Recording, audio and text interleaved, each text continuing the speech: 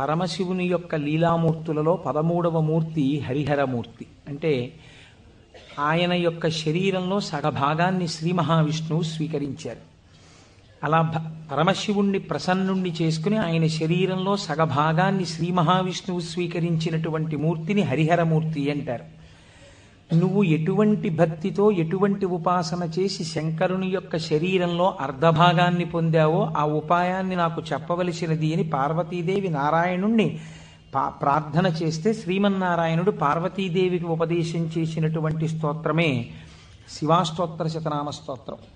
ఈ శివాష్టోత్తర శతనామ స్తోత్రాన్ని ఆధారం చేసుకుని పార్వతీదేవి శంకరుడి యొక్క శరీరంలో అర్ధభాగాన్ని పొందింది.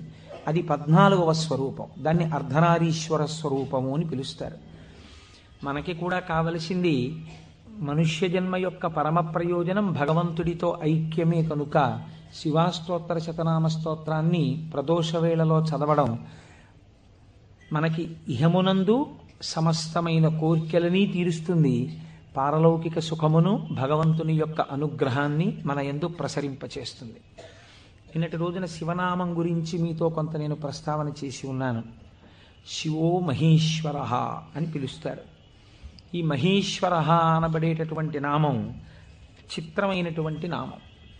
మనకి మంత్రపుష్పం చెప్పినప్పుడు ఒక మాట చెప్తుంటాం, ఈశాన సర్వ విద్యానాం ఈశ్వర సర్వభూతానాం బ్రహ్మాధిపతిర్బ్రహ్మణోధిపతిర్బ్రహ్మ శివో మే అస్తు సదాశివోం అని.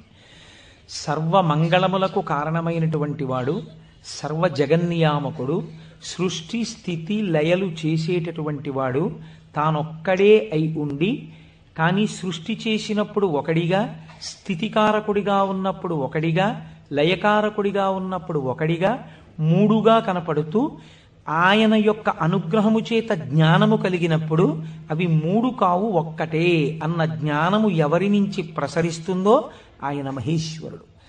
ఆయనే మూడుగా కనపడేటటువంటి ఒక్కటి. అందుకే పోతన గారు భాగవతంలో ఒక చోట ఒక మాట అంటారు, మూడు మూర్తులకును మూడు రూపములకు మూడు కాలములకు మూలమగుచు భేదమగుచు తుతి కభేదమయ్యొప్పారు బ్రహ్మమనగ నీవే పాలనయన అని పిలుస్తారు. మూడు రూపములకు మనకి సృష్టి స్థితి లయ అని మూడు మాటలు వాడుతుంటాం. సృష్టి అంటే పూర్వం లేనటువంటి దాన్ని మన కంటికి కనపడేటట్టుగా ఒక కొత్త వస్తువు తయారగుట, ఒక కొత్త ప్రాణి ఆవిర్భవించుట, దానికి సృష్టి కార్యము అంటారు. స్థితి అంటే వచ్చినటువంటి పదార్థము కొంతకాలం అలా క్షేమంగా ఉండుట. లయము అంటే ఎక్కడి నుంచి వచ్చిందో అక్కడికి వెళ్ళిపోవుట. అయితే చాలామందికి ఒక తప్పు అభిప్రాయం ఉంటుంది. రుద్రుడు లేదా శివుడు అనేటప్పటికీ ఆయన సంహారకర్త, అనగా చంపేస్తాడు బాబోయ్. శంకరుణ్ణి ప్రార్థన చేస్తే ఆయన లయకారకుడు కదండి, చంపేస్తాడంటారు. కాదు, అన్ని వేళలా లయము అన్న శబ్దానికి అర్థం కేవలం చంపేయడం కాదు. ఆయన చాలా ఉదారుడై ఉంటాడు. మీకు నేను కొన్ని ఉదాహరణలు చూపిస్తాను. మనకి లయమునందు స్వల్పకాలిక లయము అని ఒక మాట ఉంది. స్వల్పకాలిక లయం అంటే ఏమిటో తెలుసా అండి? నేను ఆఫీస్కి వెళ్ళాననుకోండి, నా ప్రయోజనం ఏమిటి? ఆఫీస్కి వెళ్ళడం దేని గురించి అంటే నా ఇంట్లో ఉన్న భార్యాబిడ్డలు క్షేమంగా సంతోషంగా ఆనందంగా ఉండేటట్టుగా వాళ్ళకి కావలసినటువంటి ద్రవ్యమును సంపాదించడానికి ఆఫీస్కి వెళ్తాను. ఆఫీస్ ఎంత బాగున్నా నేను ఆఫీస్లో ఉండిపోను. ఆఫీస్కి వెళ్ళడం ఎందుకంటే ఇంటికి వచ్చేయడానికి తప్ప. ఆఫీస్కి వెళ్ళి ఆఫీస్లో ఉండిపోవడానికి ఆఫీస్కి ఎవరు వెళ్ళరు, ఇంటికి వచ్చేస్తారు. ఇంటికి వచ్చేస్తే అమ్మయ్యా ప్రాణం హాయిగా ఉందంటారు. మీరు చూడండి, తీర్థయాత్రలకు వెళ్ళిన వాళ్ళు మాట అంటుంటారు, ఓ 10 రోజులో 15 రోజులో యాత్రకు వెళ్ళినప్పుడు బాగుంటుంది. యాత్రకు వెళ్ళి రాగానే మొదట వచ్చే మాట ఏమిటంటే, భార్య భోజనం పెట్టగానే ఇంట్లో చారు అన్నం అయినా ఎంత సుఖంగా ఉందోనే అంటాడు. తన ఇల్లు అనేటప్పటికీ ఒక తృప్తి. అలాగే మీ యొక్క స్వస్వరూపమునందు మీరు నిలబడినప్పుడు సుఖదుఖములనేటటువంటివి లేకుండా పరమ ప్రశాంతమైన స్థితిలో మీరు ఉంటారు. మీ స్థితి అసలు ఏమిటి? ఆనందకరమైనటువంటి స్థితి. మరి దుఃఖం ఎందుకు వస్తుంది? మనస్సు యొక్క సంకల్ప వికల్పముల వలన దుఃఖం వస్తుంది. ఆ మనస్సు సుషుప్తిలో ఆత్మలోకి చేరిపోయింది అనుకోండి, ఏమీ తెలియని స్థితిలో, అది అజ్ఞానం అంటే మనం తెలుసుకోలేము. కానీ మీరు బాగా గాఢ నిద్ర పట్టినప్పుడు ఎలా ఉంది అన్నారనుకోండి, ఎవ్వడూ కూడా ఎంత దుఃఖంగా ఉందోనండి, అంత గాఢ నిద్ర పట్టింది, ఎంత ఏడుపు వచ్చిందో ఆ గాఢ నిద్రలో అన్నవాడు మీకు ప్రపంచంలో ఉండడు. బా ఎంత హాయిగా నిద్ర పట్టిందో అంటాడు. ఏమిటా హాయి? మనస్సు లేకపోవడమే హాయి. మనస్సు ఆత్మలోకి వెళ్ళిపోయింది. అలా వెళ్ళిపోయి ఆత్మగా ఉండిపోతే ఎంత సంతోషమో, ఎంత హాయో, ఎంత ఆనందమో. ఈ బాహ్యమును గురించినటువంటి ఎరుక అంతా ఆగిపోతుంది. ఆగిపోయినప్పుడు గొప్ప ఆనందాన్ని పొందుతాడు. ఇలా ఆనందాన్ని పొందినటువంటి స్వరూపము ఏది ఉన్నదో ఆ ఆనందమే శంకరుడు, ఆ ఆనందమే పరమశివుడు. ఆయన ఈ నిద్ర పోయినప్పుడు దీనిని స్వల్పకాలిక లయము అని పిలుస్తారు. నిద్ర పట్టలేదనుకోండి, అంతకన్నా భయంకరమైన స్థితి ప్రపంచంలో ఇంకోటి ఉండదు, అంతకన్నా దుఃఖం కూడా ఇంకోటి ఉండదు. ఒక్కరోజు రాత్రి 1 గంట వరకు నిద్ర పట్టలేదనుకోండి, పిచ్చెక్కినట్టు ఉంటుంది, ఏం చెయ్యాలో అర్థం కాక. ఏదో అలవాటు ఉన్నవాడైతే పుస్తకం తీసుకాసేపు చదువుకుంటే వేరు మాట అనుకోండి. నిద్ర ఎవరు ఇస్తున్నారు?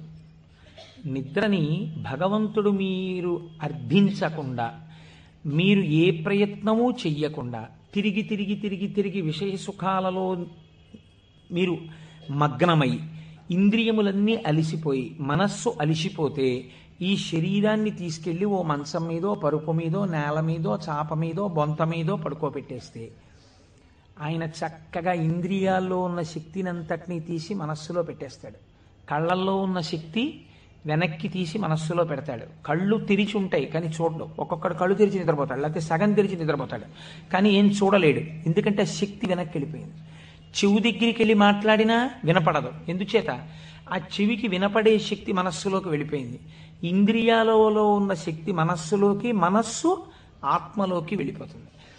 ఈ గాఢమైనటువంటి సుషుప్తి అనబడేటటువంటి నిద్రలో ఈశ్వరుడు మనకు ఒక గొప్ప ప్రయోజనాన్ని చేకూరుస్తాడు. దీన్నే స్వల్పకాలిక లయము అంటారు. మనం ఛార్జింగ్ లైట్ని కరెంటుతో ఛార్జ్ చేసినట్టు ఈ మనస్సు ఇంద్రియముల యొక్క శక్తి తీసుకుని ఆత్మలోకి వెళ్ళి కూర్చుంటుంది. కూర్చున్నప్పుడు ఈ ఆత్మ మళ్ళీ మనస్సుకి ఇంద్రియములకు కావలసినటువంటి బలాన్ని ఇస్తుంది. తెల్లవారి నిద్ర లేవగానే మనస్సు మేల్కొంటుంది. మేల్కొనడం అంటే ఆత్మ నుంచి విడివడుతుంది. అసలు యథార్థమునకు సృష్టి, స్థితి, లయ అన్నవి ఎక్కడ దర్శనం చేయాలో తెలుసా అండి? మీరు ఇక్కడే దర్శనం చేయాలి. అది మహేశ్వర స్వరూప దర్శనం అవుతుంది. మీకు ఎలా దర్శనం చెయ్యాలి? మీకు నిద్ర లేవగానే మొట్టమొదటి ఆలోచన అయితే వచ్చిందో దానికి మీరు సాక్షిగా ఉన్నారనుకోండి. తెలివి రాగానే నాకు మొదట ఏం ఆలోచన వచ్చింది అంటే ఆలోచన మనస్సు యొక్క స్వరూపం. అది ఏం ఆలోచించిందని మీరు ఆలోచనని పసిగట్టి వేరుగా ఉండడం మీరు ఆత్మగా ఉండడం. ఆత్మగా ఉండి మీరు మొదటి ఆలోచనని చూశారనుకోండి, దాని ఆలోచనల్ని చూడడం మీకు అలవాటు అవుతుంది. ఇది సృష్టి, చతుర్ముఖ బ్రహ్మ దర్శనం. కాబట్టి బ్రహ్మగారికి పూజ లేదు. ఎందుకనంటే ఆ సంకల్ప దర్శనము చేత మాత్రమే మీరు బ్రహ్మదర్శనం చేసేస్తారు. సృష్టి ప్రారంభమైంది అంటే మీ మనస్సు బయటికి వచ్చింది. ఇప్పుడు మీకేం కావాలి? స్థితి కావాలి. స్థితి అంటే నిర్వహణ శక్తి కావాలి. కొన్ని సంకల్పములను మనస్సు చేస్తుంది, వీటిని విడగొట్టగలిగిన ప్రజ్ఞ కావాలి. అది వ్యగ్రతతో ఇవాళ ఈ పని చేయి అంటుంది, నేను చేయను. నీకేం, నీ సొమ్మేం పోయింది నువ్వు చెప్తావు, కానీ మూట కట్టుకొని అనుభవించవలసిన వాడిని నేను చేయను అని మనస్సుకు ఎదురు తిరిగి చెప్పి, ఈ మాట చెప్పావు చాలా బాగుంది, ఇది చేస్తాను అని మనసు చెప్పినవి కొన్ని అంగీకరించగలగాలి. ఇలా చెయ్యడానికి మీకు సమర్థత కావాలి. ఇది నిర్వహణ సమర్థత. అడ్మినిస్ట్రేటివ్ ఎబిలిటీస్ అంటారు చూసారా? ఒక కుర్చీలో కూర్చుంటే ఆయన ఆఫీసర్ గారు, ఆ కుర్చీకి ఒక శక్తి ఉంటుంది. ఆ శక్తిని పొంది ఉన్నవాడు స్థితికారకుడు. స్త్రీగా చెప్తే నారాయణి అమ్మవారు, పురుషుడిగా చెప్తే శ్రీ మహావిష్ణువు. ఆయన స్థితికారుడు. కాబట్టి మీరు ప్రాతకాలమునందు తప్పకుండా విష్ణునామం చెప్పాలి. మీరు పూజామందిరంలోకి వెళ్ళి కూర్చోగానే విష్ణునామంతో ప్రార్థన ప్రారంభం కావాలి. అందుకే ఓం కేశవాయ స్వాహ, ఓం నారాయణాయ స్వాహ, ఓం మాధవాయ స్వాహ, గోవింద విష్ణు మధుసూదన త్రివిక్రమ వామన శ్రీధర హృషికేశ పద్మనాభ దామోదర సంకర్షణ అని ఒకవేళ మనకి సరిగ్గా చెప్పడం చేత కాదేమోనని ఋషులు నిర్ణయించేశారు. అసలు పూజ ప్రారంభమే ఆచమనంతో, ఆచమనం విష్ణునామాలతో. ఆ విష్ణువు యొక్క శక్తి మీ యందు ప్రసరిస్తే మీకు సాయంకాలం వరకు ఆ ప్రజ్ఞ అలా వెడుతుంది. ఎందుకంటే జాగృతిలో ఉన్నప్పుడే మీరు ఇంద్రియాల్ని మనస్సుని ఈశ్వర స్వాధీనం చెయ్యాలి. దీనికి కావలసిన ప్రజ్ఞ, మీ ఆలోచనల్ని చక్కదిద్దుకోగలిగిన ప్రజ్ఞ మీ యందు ప్రసరిస్తుంది. కాబట్టి విష్ణు పూజతో రోజు ప్రారంభం కావాలి, విష్ణునామంతో ప్రారంభం కావాలి. తరువాత మీరు అభిషేకం చేసుకోవచ్చు, శివార్చన చేయవచ్చు. నేను అలా చెయ్యవద్దని నేను చెప్పట్లేదు. విష్ణునామంతో ప్రారంభించాలి. మనకి భగవంతుడు ఒక్కడే, కానీ మనకి ప్రయోజనం చేకూర్చడానికి అన్ని రూపాల్ని పొందాడు. రాత్రి నిద్రపోయే ముందు శాస్త్రం అంది 11 మార్లు. ఇంకా నువ్వు నామం చెప్పేసిన తర్వాత ఇక మాట్లాడకూడదు. 11 మాటలు శివ శివ శివ శివ శివ శివ శివ అని 11 మాటలు అనుకుని విశ్రాంతి స్థానమునకు శరీరమును చేర్చేయాలి. ఇక పడుకున్న తర్వాత ఇక మాట్లాడడం. ఇప్పుడు ఈ శివానుగ్రహం స్వల్పకాలిక లయం. సృష్టిని దర్శనం చేశాడు, స్థితికారకుణ్ణి ప్రార్థన చేశాడు. ఈ రోజు చేసినటువంటి పనులన్నీ మంచి పనులైతే నిద్రలో నీకు సాత్వికమైనటువంటి ఆలోచనలు వస్తాయి. సాత్వికమైన ఆలోచనలతో, చిత్తశాంతితో, భయానకమైన కలలు రాకుండా హాయిగా నిద్రపుచ్చగలిగినటువంటి స్వరూపము స్వల్పకాలిక లయమైనటువంటి పరమశివ స్వరూపము. శివనామం చెప్పి నిద్రపోతే నిద్రా సమాధి స్థితి, అది సమాధి స్థితి అవుతుంది.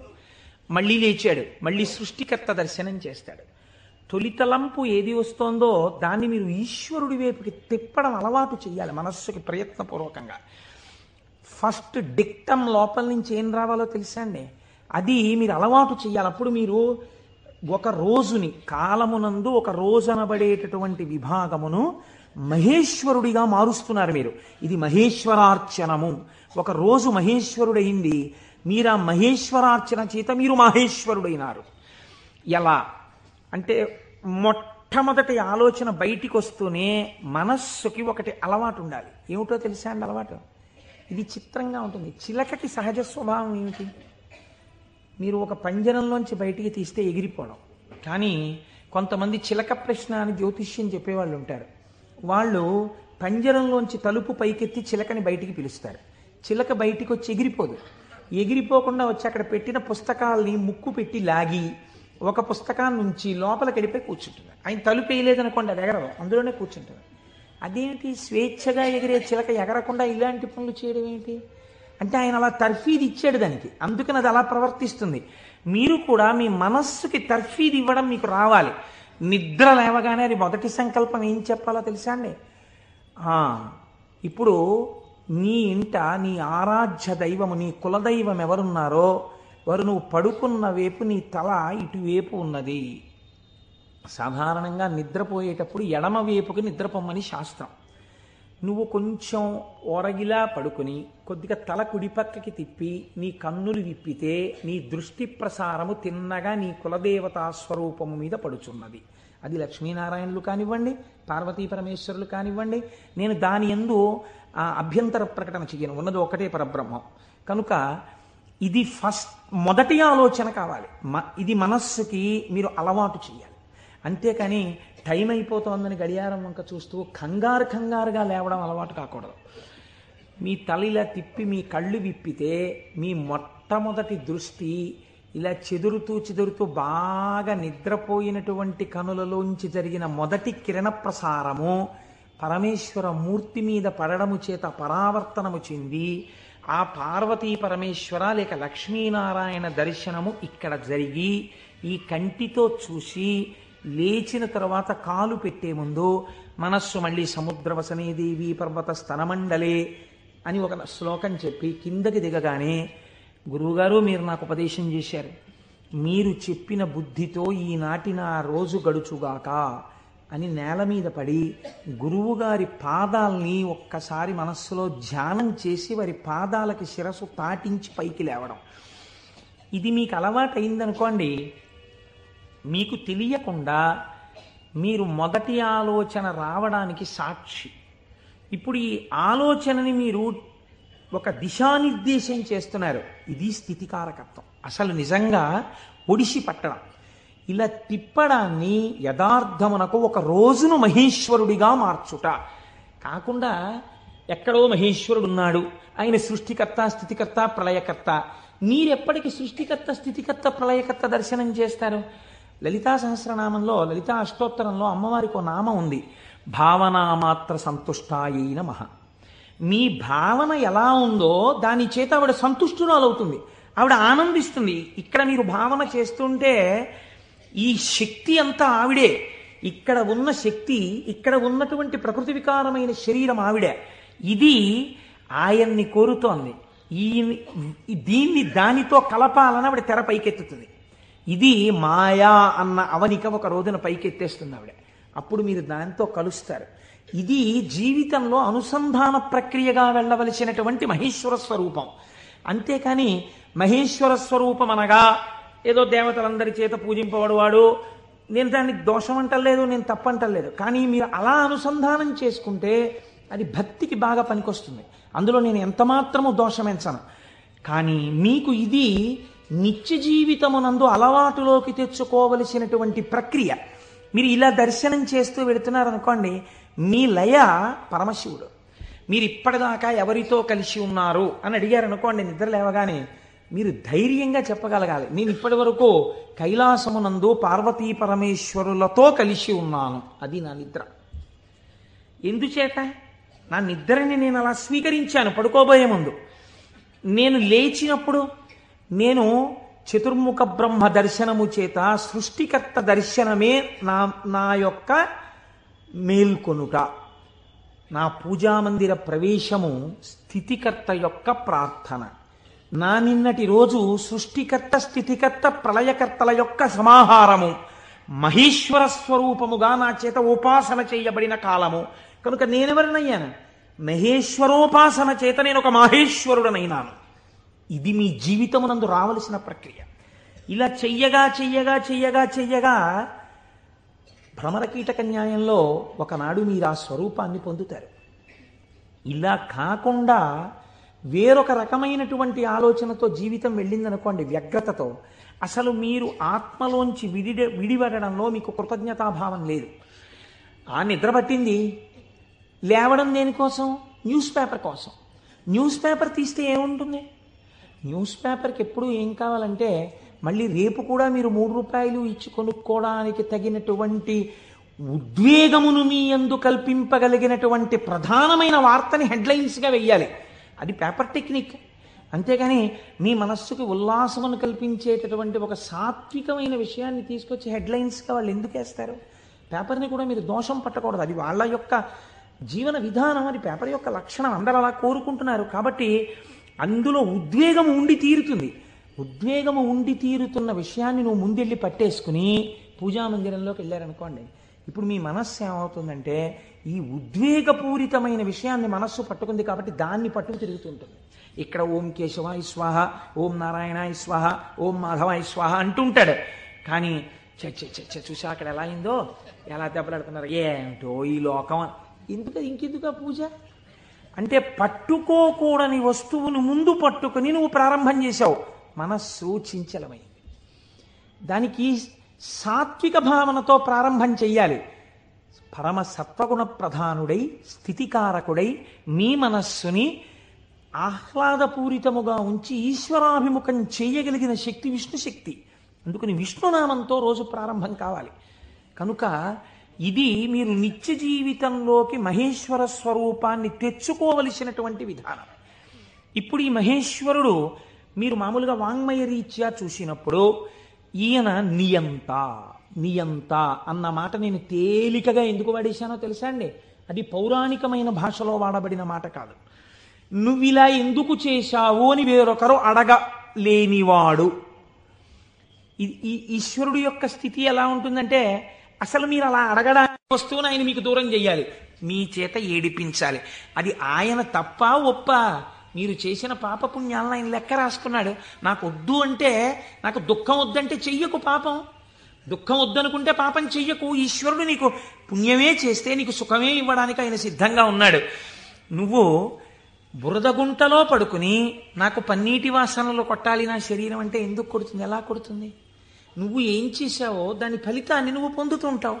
కాబట్టి ఈశ్వరుడు నీ కంటికి కనపడి ఫలితాన్ని ఇవ్వడు, వెనక నుండి ఫలితాన్ని ఇస్తాడు. ఇదే పోతన గారు అంటారు, స్త్రీ పురుష నపుంసకమూర్తియును కాక తిర్యక అమర నరాది మూర్తియును కాక కర్మ గుణ భేద సరసత్ప్రకాశి కాక వెనుకనన్నియుతానగు విభుతలంతు. ఆ వెనకనున్న పరమాత్మ ఉన్నాడే, నేను ఆయనకి నమస్కరిస్తున్నాను అన్నారు.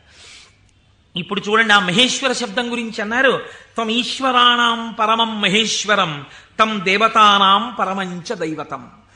దేవతలందరూ కూడా ఎవరిని ప్రార్థన చేసి నమస్కరిస్తారో, సర్వ జగత్తుని ఎవడు నియమించి పోషించి రక్షించుతున్నాడో, ఎవడు దీనిని నిలబెడుతున్నాడో, ఎవడు తనలోకి తీసేసుకుంటున్నాడో వాడే మహేశ్వరుడు, వాడు సర్వజగన్నియామకుడు, వాడు పరబ్రహ్మమై ఉన్నాడు. ఇటువంటి పరబ్రహ్మము నీకెక్కడ దర్శనమవుతుంది అని అడిగారు.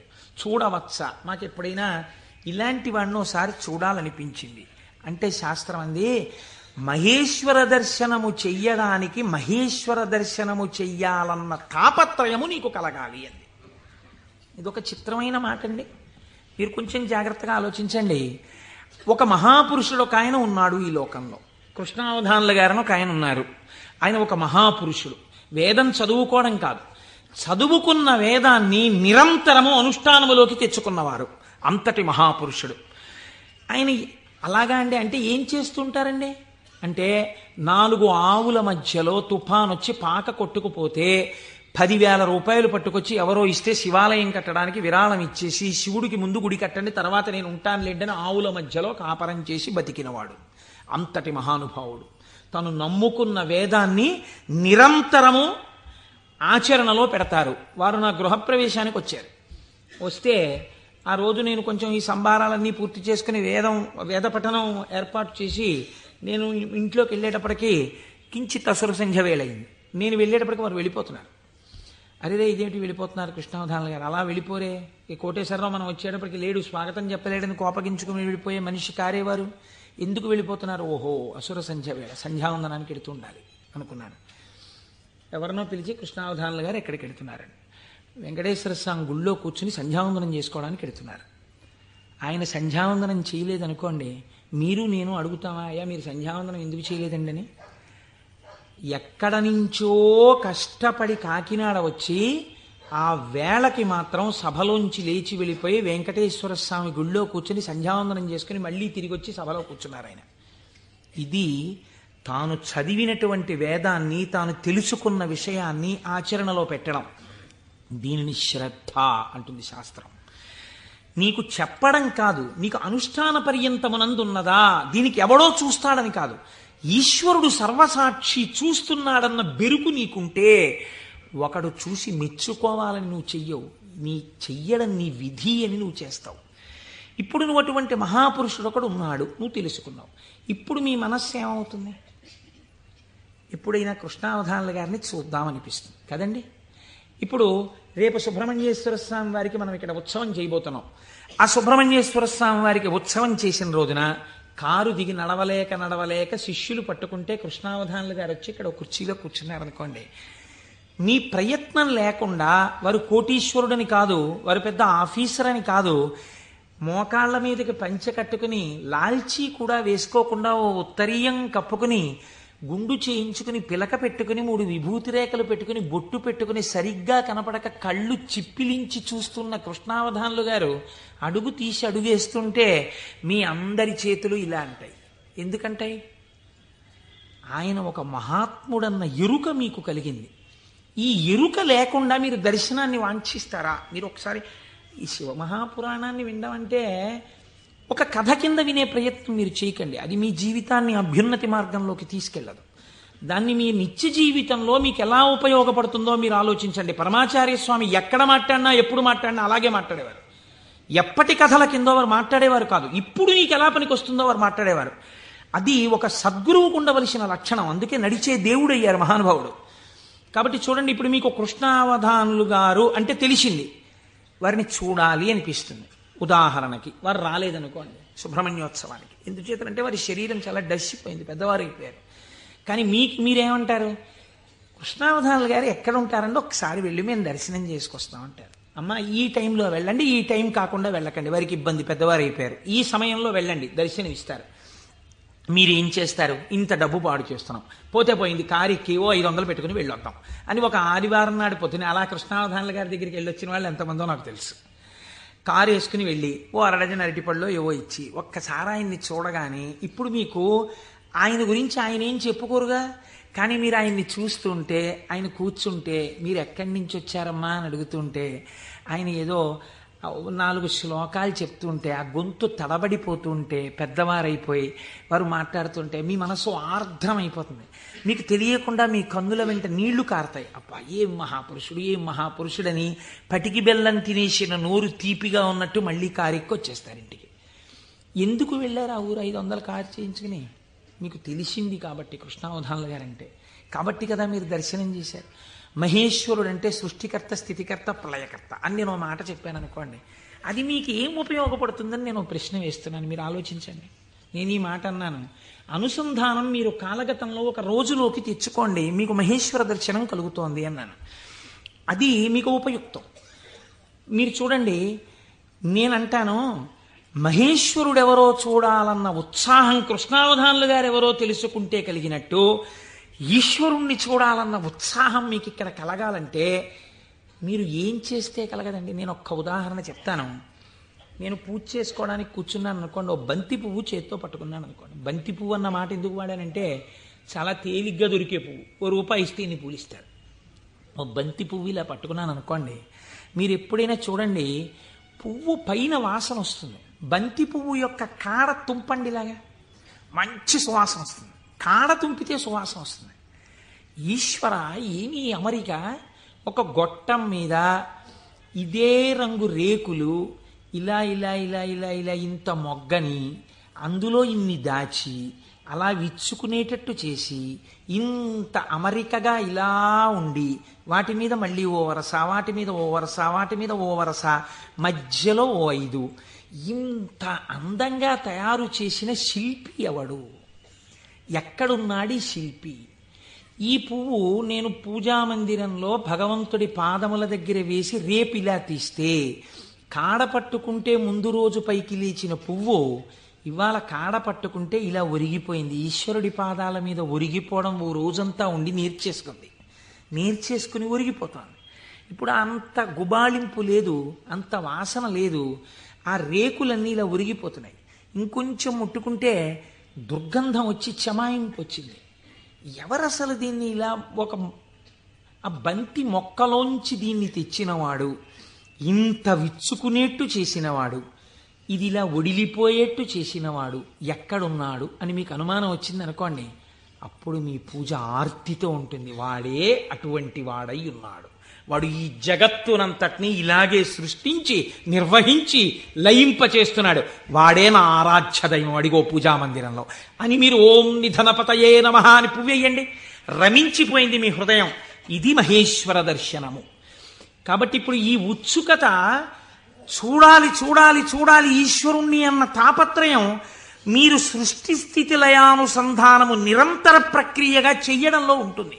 ఈ చెయ్యడంగా ఉంటే ఈశ్వరుడు ఎవడు? ఇప్పుడు మీరు తెలుసుకున్నారనుకోండి మహేశ్వరుడు ఏం చేస్తుంటాడో, ఇది తెలుసుకోవడం వల్ల మీకు ఆనందం కలుగుతుంది. ఇప్పుడు ఆయన సర్వజ్ఞత, తృప్తి, అనాదిబోధ, స్వతంత్రత, నిత్యమలుప్త శక్తి, అనంత శక్తిశ్చ విభోర్విధిజ్ఞా షడాహురంగాని మహేశ్వరస్య అంది శాస్త్రం. ఆయన సర్వజ్ఞత. నేను ఇక్కడ కూర్చుని ఉన్నాను అనుకోండి, నేను ఈ సభలో జరుగుతున్న విషయాన్ని పసిగట్టగలను. అసలు అది కూడా ఒక్కొక్కసారి జరగదు. ఎందుచేత అంటే నేను ఒక్కొక్కసారి అడిగినటువంటి ప్రశ్న కొంతమందికి ఈయన నిజంగానే అడుగుతున్నాడా అనిపించవచ్చు. ఎందుచేత అంటే మీరు నిన్నను కోటేశ్వరారు నిన్న ఉపన్యాసానికి వచ్చాను, నిన్న మీరు వచ్చారా అంటే అదేమిటి మీ ఎదురుగుండానే కదండి కూర్చున్నాం అంటారు. నాకు స్ఫురణలోకి వెళ్ళదు. ఎందుకు వెళ్ళదు అంటే నేను ఒక విషయాన్ని ప్రతిపాదన చేస్తున్నప్పుడు నా మనస్సు అసలు ఆ విషయం మీద రమిస్తే కదా అది వాక్కులుగా బయటికి వచ్చేది. నా మనసే రమించలేదనుకోండి, నా మనస్సు లోపల దర్శనం చేయట్లేదనుకోండి, మీకు వాక్కులుగా ఎలా వస్తుంది నా నోటి నుంచి? నా మనస్సు అక్కడ ఉండిపోయినప్పుడు నా కన్నులు ఇలా తిరిగినా ఏవో కళ్ళంలోంచి మనసులో కెడతాయి, కానీ ఇవన్నింటినీ మనసు పట్టుకుంటోందని మీరు అనుకుంటున్నారా? పట్టుకోవట్లేదు. ఎందుకనంటే ఆ మనసు వేరొక వస్తువును పట్టుకుని ఉంది. దానికోసం ఉపన్యాసం చెప్పడం, ఇంకో ప్రయోజనం కోసం కాదు. ఇలా కూర్చుంటే కాసేపు పట్టుకుంటుంది ఆ వస్తువునని. కాబట్టి ఇప్పుడు అది పట్టుకుని ఉంది, కాబట్టి ఇది పట్టుకోదు, ఇది వదిలిపెట్టేసింది. కాబట్టి కన్ను చూసినా మనస్సు పట్టుకోకుండా వదిలిపెడుతోంది. అలా మీకు నా యొక్క సర్వజ్ఞత యందు ఒక పరిధి ఉంది. నేను ఇక్కడే ఉన్నా నాకు కొన్ని తెలియవు. ఈశ్వరుడు అలా కాదు. మహేశ్వరుడంటే సమస్త ప్రాణుల యొక్క హృదయగతమైన అభిప్రాయములను కూడా తెలుసుకోగలడు. మీరు బాగా గుర్తుపెట్టుకోండి. మీరు చేస్తున్న పూజని చూసి నేను పూజ చేసుకుంటున్నాను అనుకోండి, ఉదాహరణ, వేరొకరి మీద ఎందుకు పెట్టాలి? నేను పరమ డాంబికంగా ఇన్ని పువ్వులు పెట్టుకుని ఓం నిధనపతయే నమః, ఓం నిధనపతాంతికాయ నమః, ఓం ఊర్ధ్వాయ నమః, ఓం ఊర్ధ్వలింగాయ నమః అన్న పూజామందిరంలో కూర్చుని పుష్పార్చన చేస్తున్నాను అనుకోండి.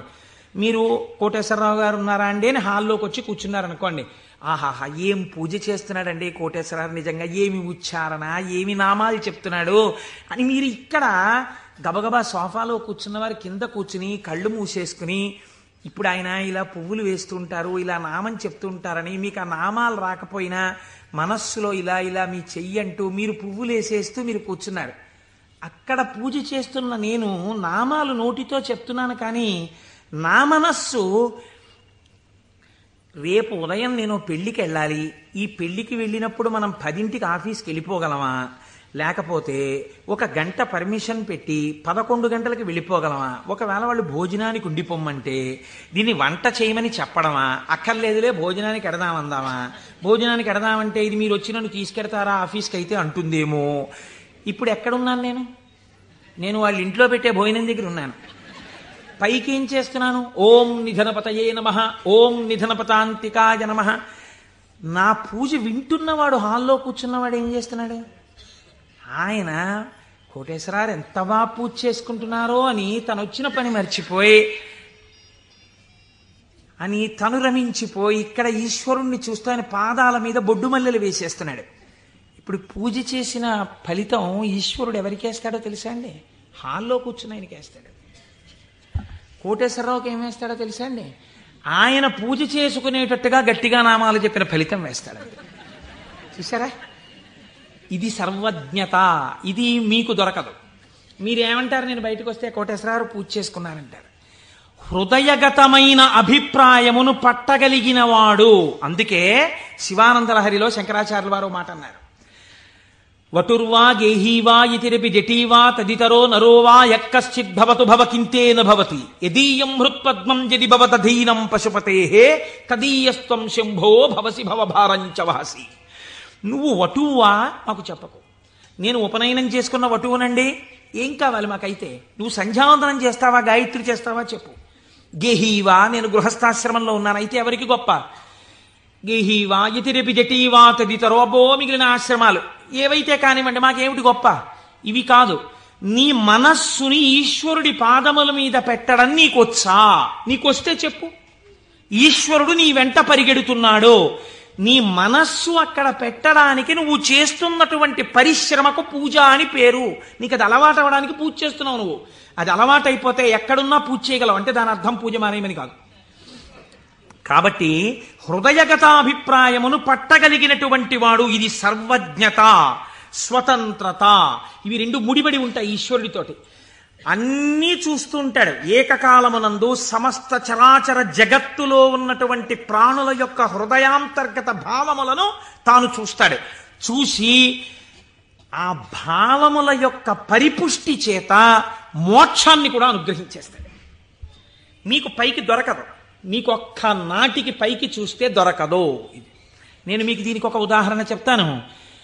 మనం ఇవి వినటం చేతనే పరమశివుడు ప్రసన్నుడవుతాడు. పెరియ పురాణం అని మనకి నాయనార్ల చరిత్ర చెప్తుంది. అందులో శాక్య నాయనార్ అని ఒక నాయనార్. ఆయనకి గొప్ప శివభక్తి తత్పరుడు. కానీ ఆయన ఉన్నటువంటి రోజులు ఎటువంటివంటే శివుడి గురించి మాట్లాడడం కానీ, శివ అన్న నామం చెప్పడం కానీ, శివార్చన చెయ్యడం కానీ కుదరనటువంటి భయంకరమైన పరిస్థితులలో ఆనాటి రోజులున్నాయి. లోపల పరమభక్తి, శివారాధన చెయ్యాలని. కాంచీపురంలో ఉండేవాడు మహానుభావుడు. శివలింగాన్ని ఒక దాన్ని తీసుకొచ్చి రోడ్డు మీద పెట్టారు ఆ రోజుల్లో. ఈయన కోరిక ఏమిటంటే మనసులో ఒక్కసారి ఆ శివలింగం దగ్గరికి వెళ్ళి ఇన్ని పువ్వులు పట్టుకొని కాస్త 2 నామాలు చెప్ప శివలింగం మీద పూలెయ్యాలని. ఆ రోజుల్లో పరిస్థితి ఏమిటంటే శివలింగం మీద పూలు ఎవడైనా వేశాడో, శివుడికి నమస్కరించాడో ప్రళయమే. కాబట్టి ఇప్పుడు ఎలా శివ పూజ చేయడం? ఆయన ఏమించుకున్నాడంటే మార్గం, శివార్చన చేయని వాడిలా పైకి కనపడాలి, లోపల శివార్చన చేస్తున్న కోరికకి తీరాలి. అందుకని ఆయన అటుగా వెడుతూ రోజు అన్నం తినే ముందు కళ్ళంబట నీళ్లు పెట్టుకుని, శివ నీ పూజ చెయ్యకుండా ఎలా తిననయ్యా అన్నమని ఆ రోడ్డు మీద ఉన్న శివలింగం దగ్గరికి వెళ్ళి, శివుడివా నువ్వు శివుడివా అనో రాయి తీయడం. ఇంత పెద్ద చామంతి పువ్వు నా చేత్తో పట్టుకున్నాను అనుకుని శివట నిలబడే శివుడు. లోపల చామంతి పువ్వు వేశాను, శివుడివా అని మళ్ళీ ఇలా తీయడం, శివ అని మళ్ళీ ఇలా ఓ రాయేయడం. ఇంత బొడ్డు మల్లె వేశాను. పరమశివుడి పాదాల మీద ఏం పడ్డాయో తెలుసా అండి? చామంతి పూలు, మల్లెపూలు పడ్డాయి. చూసే వాళ్ళందరూ ఏమనుకున్నారో తెలుసా అండి? వీడురా అసలు నిజంగా మన మాట వింటున్నవాడు, చూసావా శివలింగం మీద రాళ్ళు వేస్తున్నాడు వీడు, వీడిని మనం చాలా గౌరవంగా చూడాలనుకున్నాం. లోకానికి అర్థం అవుతుందా, శివుడికి అర్థం అవుతుందా? శివుడికి అర్థం అవుతుంది. ఇది శాక్యనాయనార్ జీవితం, ఇంతే ఆయన పూజ. ఇది ఆర్తిలోంచి వచ్చిన పూజ. ఒకరోజు ఆయన అన్నం తినడానికి కూర్చున్నాడు, భార్య వడ్డించింది. వడ్డిస్తే అన్నం తినబోయాడు. శర్వహ అనో నామం జ్ఞాపకానికి వచ్చింది. ఈ అన్నం నాకు పెట్టినవాడు శంకరుడు, లోపలికెడితే జీర్ణం చేస్తున్నవాడు శంకరుడు, అగ్నిని ఆదేశించి అన్నాన్ని ఉడికేటట్టుగా నా ఇంట పాచకుణ్ణి చేసినవాడు శంకరుడు, నీటిగా ఈ అన్నం ఉడికేటట్టు కలిసినవాడు శంకరుడు. నేను శంకరుణ్ణి, నేను పశువు తిన్నట్టు ఈ అన్నం తినడానికి వచ్చాను. ఇవాళ శివలింగం మీద 4 పువ్వులు వేయడం మర్చిపోయానని అన్నపు పళ్ళెం దగ్గర లేచి భార్యకి చెప్పకుండా పరుగున శివలింగం దగ్గరికి వెళ్ళాడు. పూజ చేయకూడదు, పరిస్థితులు ఎలా ఉన్నాయి?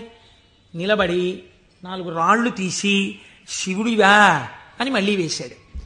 వేస్తూ ఇంతకన్నా చెయ్యలేకపోతున్నానయా అని కన్నుల నీరు కార్చాడు. వెంటనే ఈశ్వరుడు ఆయనకి నటరాజమూర్తిగా సాక్షాత్కరించి తనలోకి కలిపేసుకున్నాడు. ఇప్పుడు మీరు చెప్పండి, శాక్యనాయనార్ జీవితంతో మీకేమర్థం అవుతోంది?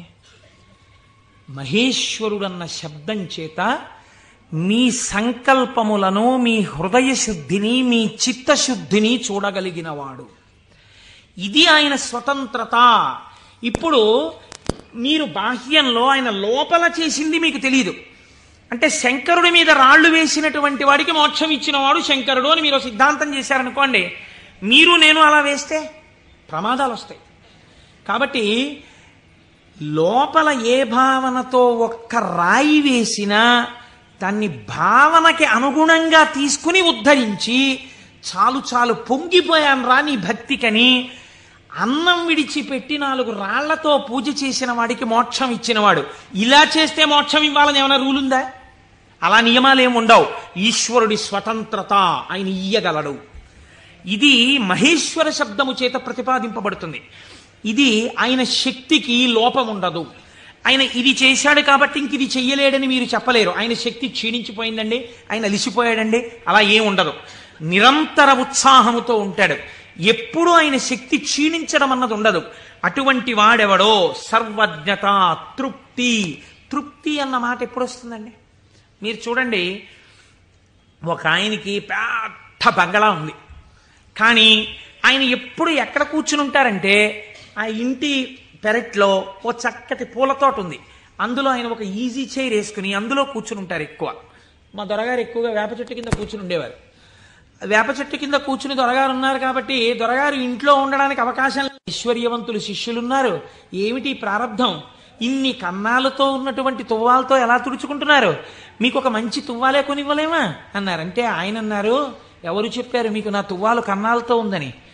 సహస్రాక్షుడే నా తువ్వాలు, ఇంద్రుణ్ణి తువ్వాలుగా తుడుచుకుంటున్నాను, అందుకే చూడండి దానికి 1000 కళ్ళుంటాయి అన్నారు. ఇది తృప్తి. తనకిది లేదన్న భావన ఉండదు. అంతా నాదే, నాది కాంతి ఏమిటన్న భావనతో బతుకుతారు పెద్దలు. కాబట్టి అటువంటి తృప్తి మహేశ్వరుడి సొత్తు. కాబట్టి ఇటువంటి స్వతంత్రత, ఇటువంటి శక్తి కలిగిన వాడు ఏదైనా చేయగలడు. ఇక్కడ మనకి ఒక అనుమానం వస్తుంది, ఏమన్నా అంతా బాగుంది కానీ మనందరికీ ఎందుకంటే అలా కనపడదు? మరి మనందరికీ కూడా అలా తెలిసిపోయి హాయిగా భావన లోపల నాటుకుపోయింది అనుకోండి, ఇంకా మనందరం మీరు చెప్పేది ఏముంది, రేపు పొద్దున్న నుంచి మీరు కింద కూర్చోండి మేము అందరం చెప్తాం ఆ పతంజలి చెప్పినట్టు 1000 నాలుకలతోటి అంటే మరి ఎందుకు నిలబడదు? ఇది మీరు చాలా జాగ్రత్తగా కనిపెట్టవలసినటువంటి రహస్యం శాస్త్రంలో. మాయినంతు మహేశ్వరం, ఆయన మాయ ఆయనని చూడకుండా మిమ్మల్ని అడ్డగిస్తుంది. ఆ మాయ ఆయన అనుగ్రహం చేతనే తొలగుతుంది. మాయ అంటే ఉన్నదా లేనిదా? ఉన్నట్టు కనపడి లేనిది. అది చిత్రం. అది ఎవరిది? ఈశ్వరుడిదే. ఈశ్వరుడిదే అయిన మాయ ఈశ్వరుణ్ణి కనపడకుండా చేస్తుంది. ఏమిటండి మేము మాటలు అయోమయంగా ఉన్నాయి? నేను మీకు ఉదాహరణ చెప్తాను. మేఘం ఎవరి వలన వచ్చింది? సూర్యుడి వలనే వచ్చింది. సూర్యుడు సముద్రములో ఉన్నటువంటి నీటిని లాగాడు. నీటిని లాగితే నీటి ఆవిరిగా వచ్చి మేఘం ఏర్పడింది. ఈ మేఘం సూర్యుడికి అడ్డొచ్చింది. ఇప్పుడు సూర్యుడు కనపడ్డా? కనపడ్డ మేఘం అడ్డొచ్చేసింది.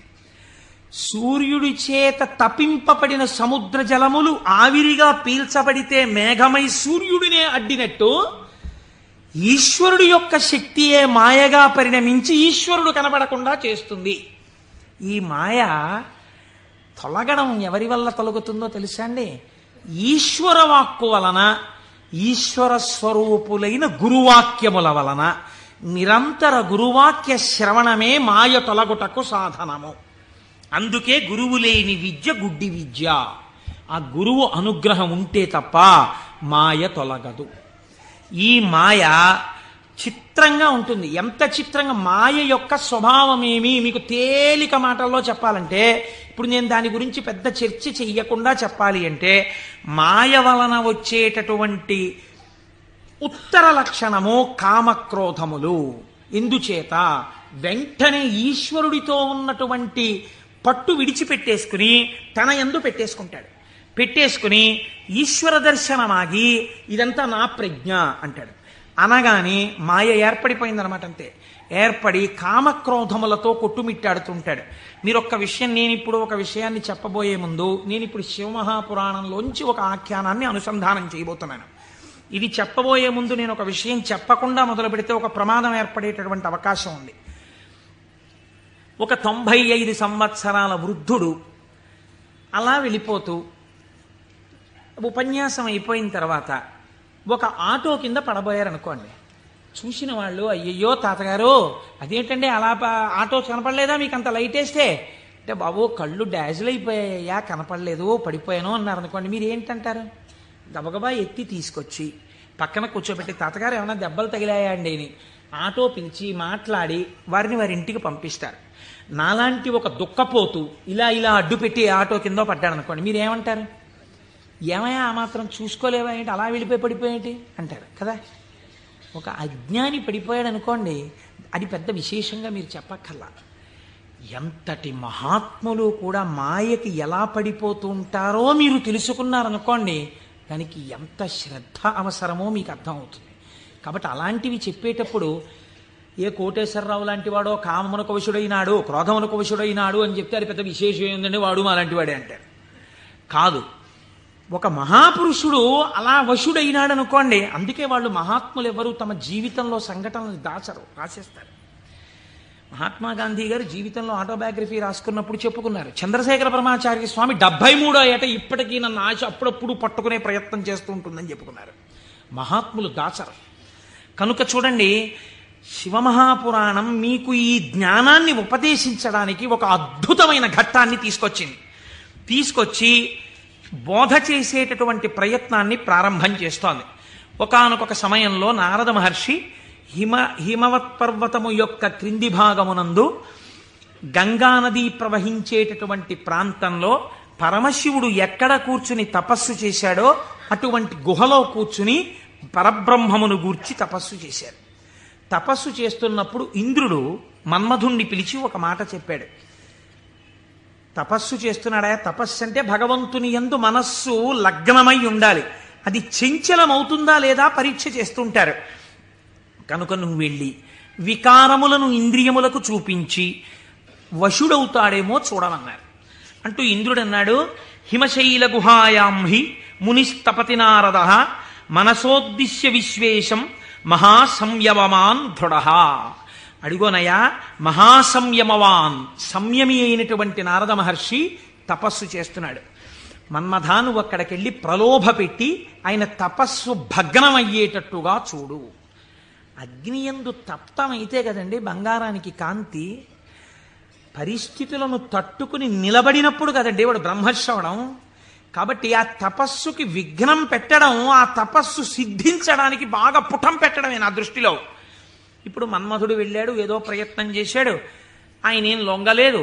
నారద మహర్షి యొక్క తపస్సు సఫలీకృతమైంది. ఆ తపస్సు పూర్తి చేసి ఆయన బయటికి వచ్చారు.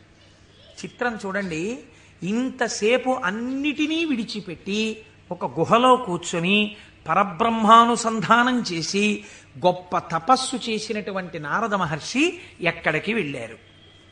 ఎవరి గురించి తపస్సు చేశారో వారిని సాకారముగా చూడ్డానికి కైలాస పర్వతానికి వెళ్ళారు. వెళ్ళి ఏమని చెప్పాలి? ఈశ్వర, మీ అనుగ్రహం నా చేత తపింపచేసి తపస్సునందు నాకు సాక్షాత్కరించి నాకు జ్ఞానభిక్ష పెట్టారని చెప్పాలి. కానీ ఆయన వెళ్ళి అన్నాడు, ఇది మాయ కమ్మడం అంటే ఎంత గమ్మత్తుగా ఉంటుందో చూడండి. ఈశ్వర, హిమవత్ పర్వత ప్రాంతంలో ఉన్నటువంటి గుహలో కూర్చుని నేను తపస్సు చేశాను. మన్మధుడు వచ్చి నా మీద బాణాలు వేసే ప్రయత్నం చేశాడు. కానీ నేను ఆ మన్మథ బాణములను లెక్క పెట్టలేదు. కామమును జయించాను అంటే ఈశ్వరుడు చేసిన పని నేను చేశానని చెప్పుకోవడం సోత్కర్ష. కాబట్టి నేను కామమును జయించాను, జయించి నేను తపస్సు యందు సిద్ధిని పొందాను అన్నాడు. అంటే శంకరుడు నవ్వాడు. ఇక్కడ మీరు శివుడు చెప్పిన మాటని చాలా గట్టిగా పట్టుకోవాలి. ఆయన అన్నాడు, బాగుందయ్యా, చాలా చక్కటి మాట చెప్పావు, చాలా సంతోషం. కాముణ్ణి జయించావా? మాటలా కాముణ్ణి జయించడం అంటే జయించిన వాడికి తెలుస్తుంది, అందుకు కదా నాకు వచ్చి చెప్పావు. నేను సంతోషించాను. కానీ నారదా, నీకొక్కటి చెప్తాను, గుర్తుపెట్టుకో. అయిననొక మాట చెప్పెదా, మానసమున నుంపు దీని మరువకు మెపుడున్ మౌనీంద్ర వైకుంఠునితో నుడువకు నీ తపంబు తోరపు సిద్ధిన్. నాకు చెప్పావు కదా నేను కాముణ్ణి గెలిచానని. నీకు అలవాటు కదా, వైకుంఠానికి కూడా వెళ్ళి నారాయణ దర్శనం చేస్తావు. ఉన్నది ఒక్కటే పరబ్రహ్మమైన అన్ని రూపాలుగా చూడడంలో నీకు ఆనందం. అక్కడ మాత్రం ఇలా చెప్పకే, నా దగ్గర చెప్తే చెప్పావు అన్నాడు. ఏదో ఇలాగే చెప్తాడు ఈ పెద్ద ఆయన, ఏడు పెద్ద పట్టించుకునేది అనుకున్నాడు. గురువుల మాట తిరస్కరించడం అంటే ఇదే. అనుష్ఠానములోకి రాని విద్య, అది శ్రవణమునకు పనికొస్తుంది అంతే. సినిమా కథలా ఎందుకది? అనుష్ఠానంలో పెట్టినప్పుడు ఎందుకు ఇంకా వేదాంత విద్య? ఇప్పుడు ఆయన బయలుదేరి ఎవరి దగ్గరికి వెళ్ళాడు? ఈయన దగ్గర నుంచి ఆయన దగ్గరికి వెళ్ళేటప్పుడు మధ్యలో తండ్రి గారు సృష్టికర్త దగ్గరికి వెళ్ళాడు. ఎవరు అసలు కాముణ్ణి గెలిచాడో ఆయన దగ్గరికి వెళ్ళి నీతో నేను ఈక్వల్ స్టేటస్ పొందానని చెప్పడం సంతోషం. అందులో ముందు శివుడి దగ్గరికి వెళ్ళాడు, తర్వాత నాన్నగారికి చెప్దాను లేని తండ్రి గారి దగ్గరికి వెళ్ళాడు. ఈ మాట నువ్వు శ్రీమన్నారాయణుడికి చెప్పకేం వైకుంఠంలో అన్నదాన్ని అసలు లక్ష్యమే పెట్టలేదు. అందుకని బ్రహ్మగారి దగ్గరికి వెళ్ళి ఈ మాట అడగలేదు. ఎందుకండి శివుడు ఇలా అన్నాడు అని అడగలేదు. అడగకుండా వెళ్ళి మళ్ళీ ఇదే చెప్పాడు బ్రహ్మగారి దగ్గర. నాన్నగారు నేను తపస్సు చేశానండి, మన్మధుడు వచ్చి బాణాలు వేశాడండి, అయినా నేను చెల్లించలేదండి, కాముణ్ణి గెలిచాను, తపస్సు యందు సిద్ధిని పొందాను అన్నాడు. అంటే బ్రహ్మగారు అన్నాడు, ఊరే నాన్న అలా అనకూడదురా, నేను నీకో మాట చెప్తాను విను. మున్నట శంకరుండు తపముల్ ఒనరించుచున్న మన్మధుండన్నిటలాక్షు గెల్వచని అంతము చెందే తదీయదేవి ఆ పన్నగ భూషణం కొలిచి భర్తననుంగునిగాగనుందే ఆ పుణ్యపు భూమి శాంకర విభూతి జయించితి నీవు కాముని.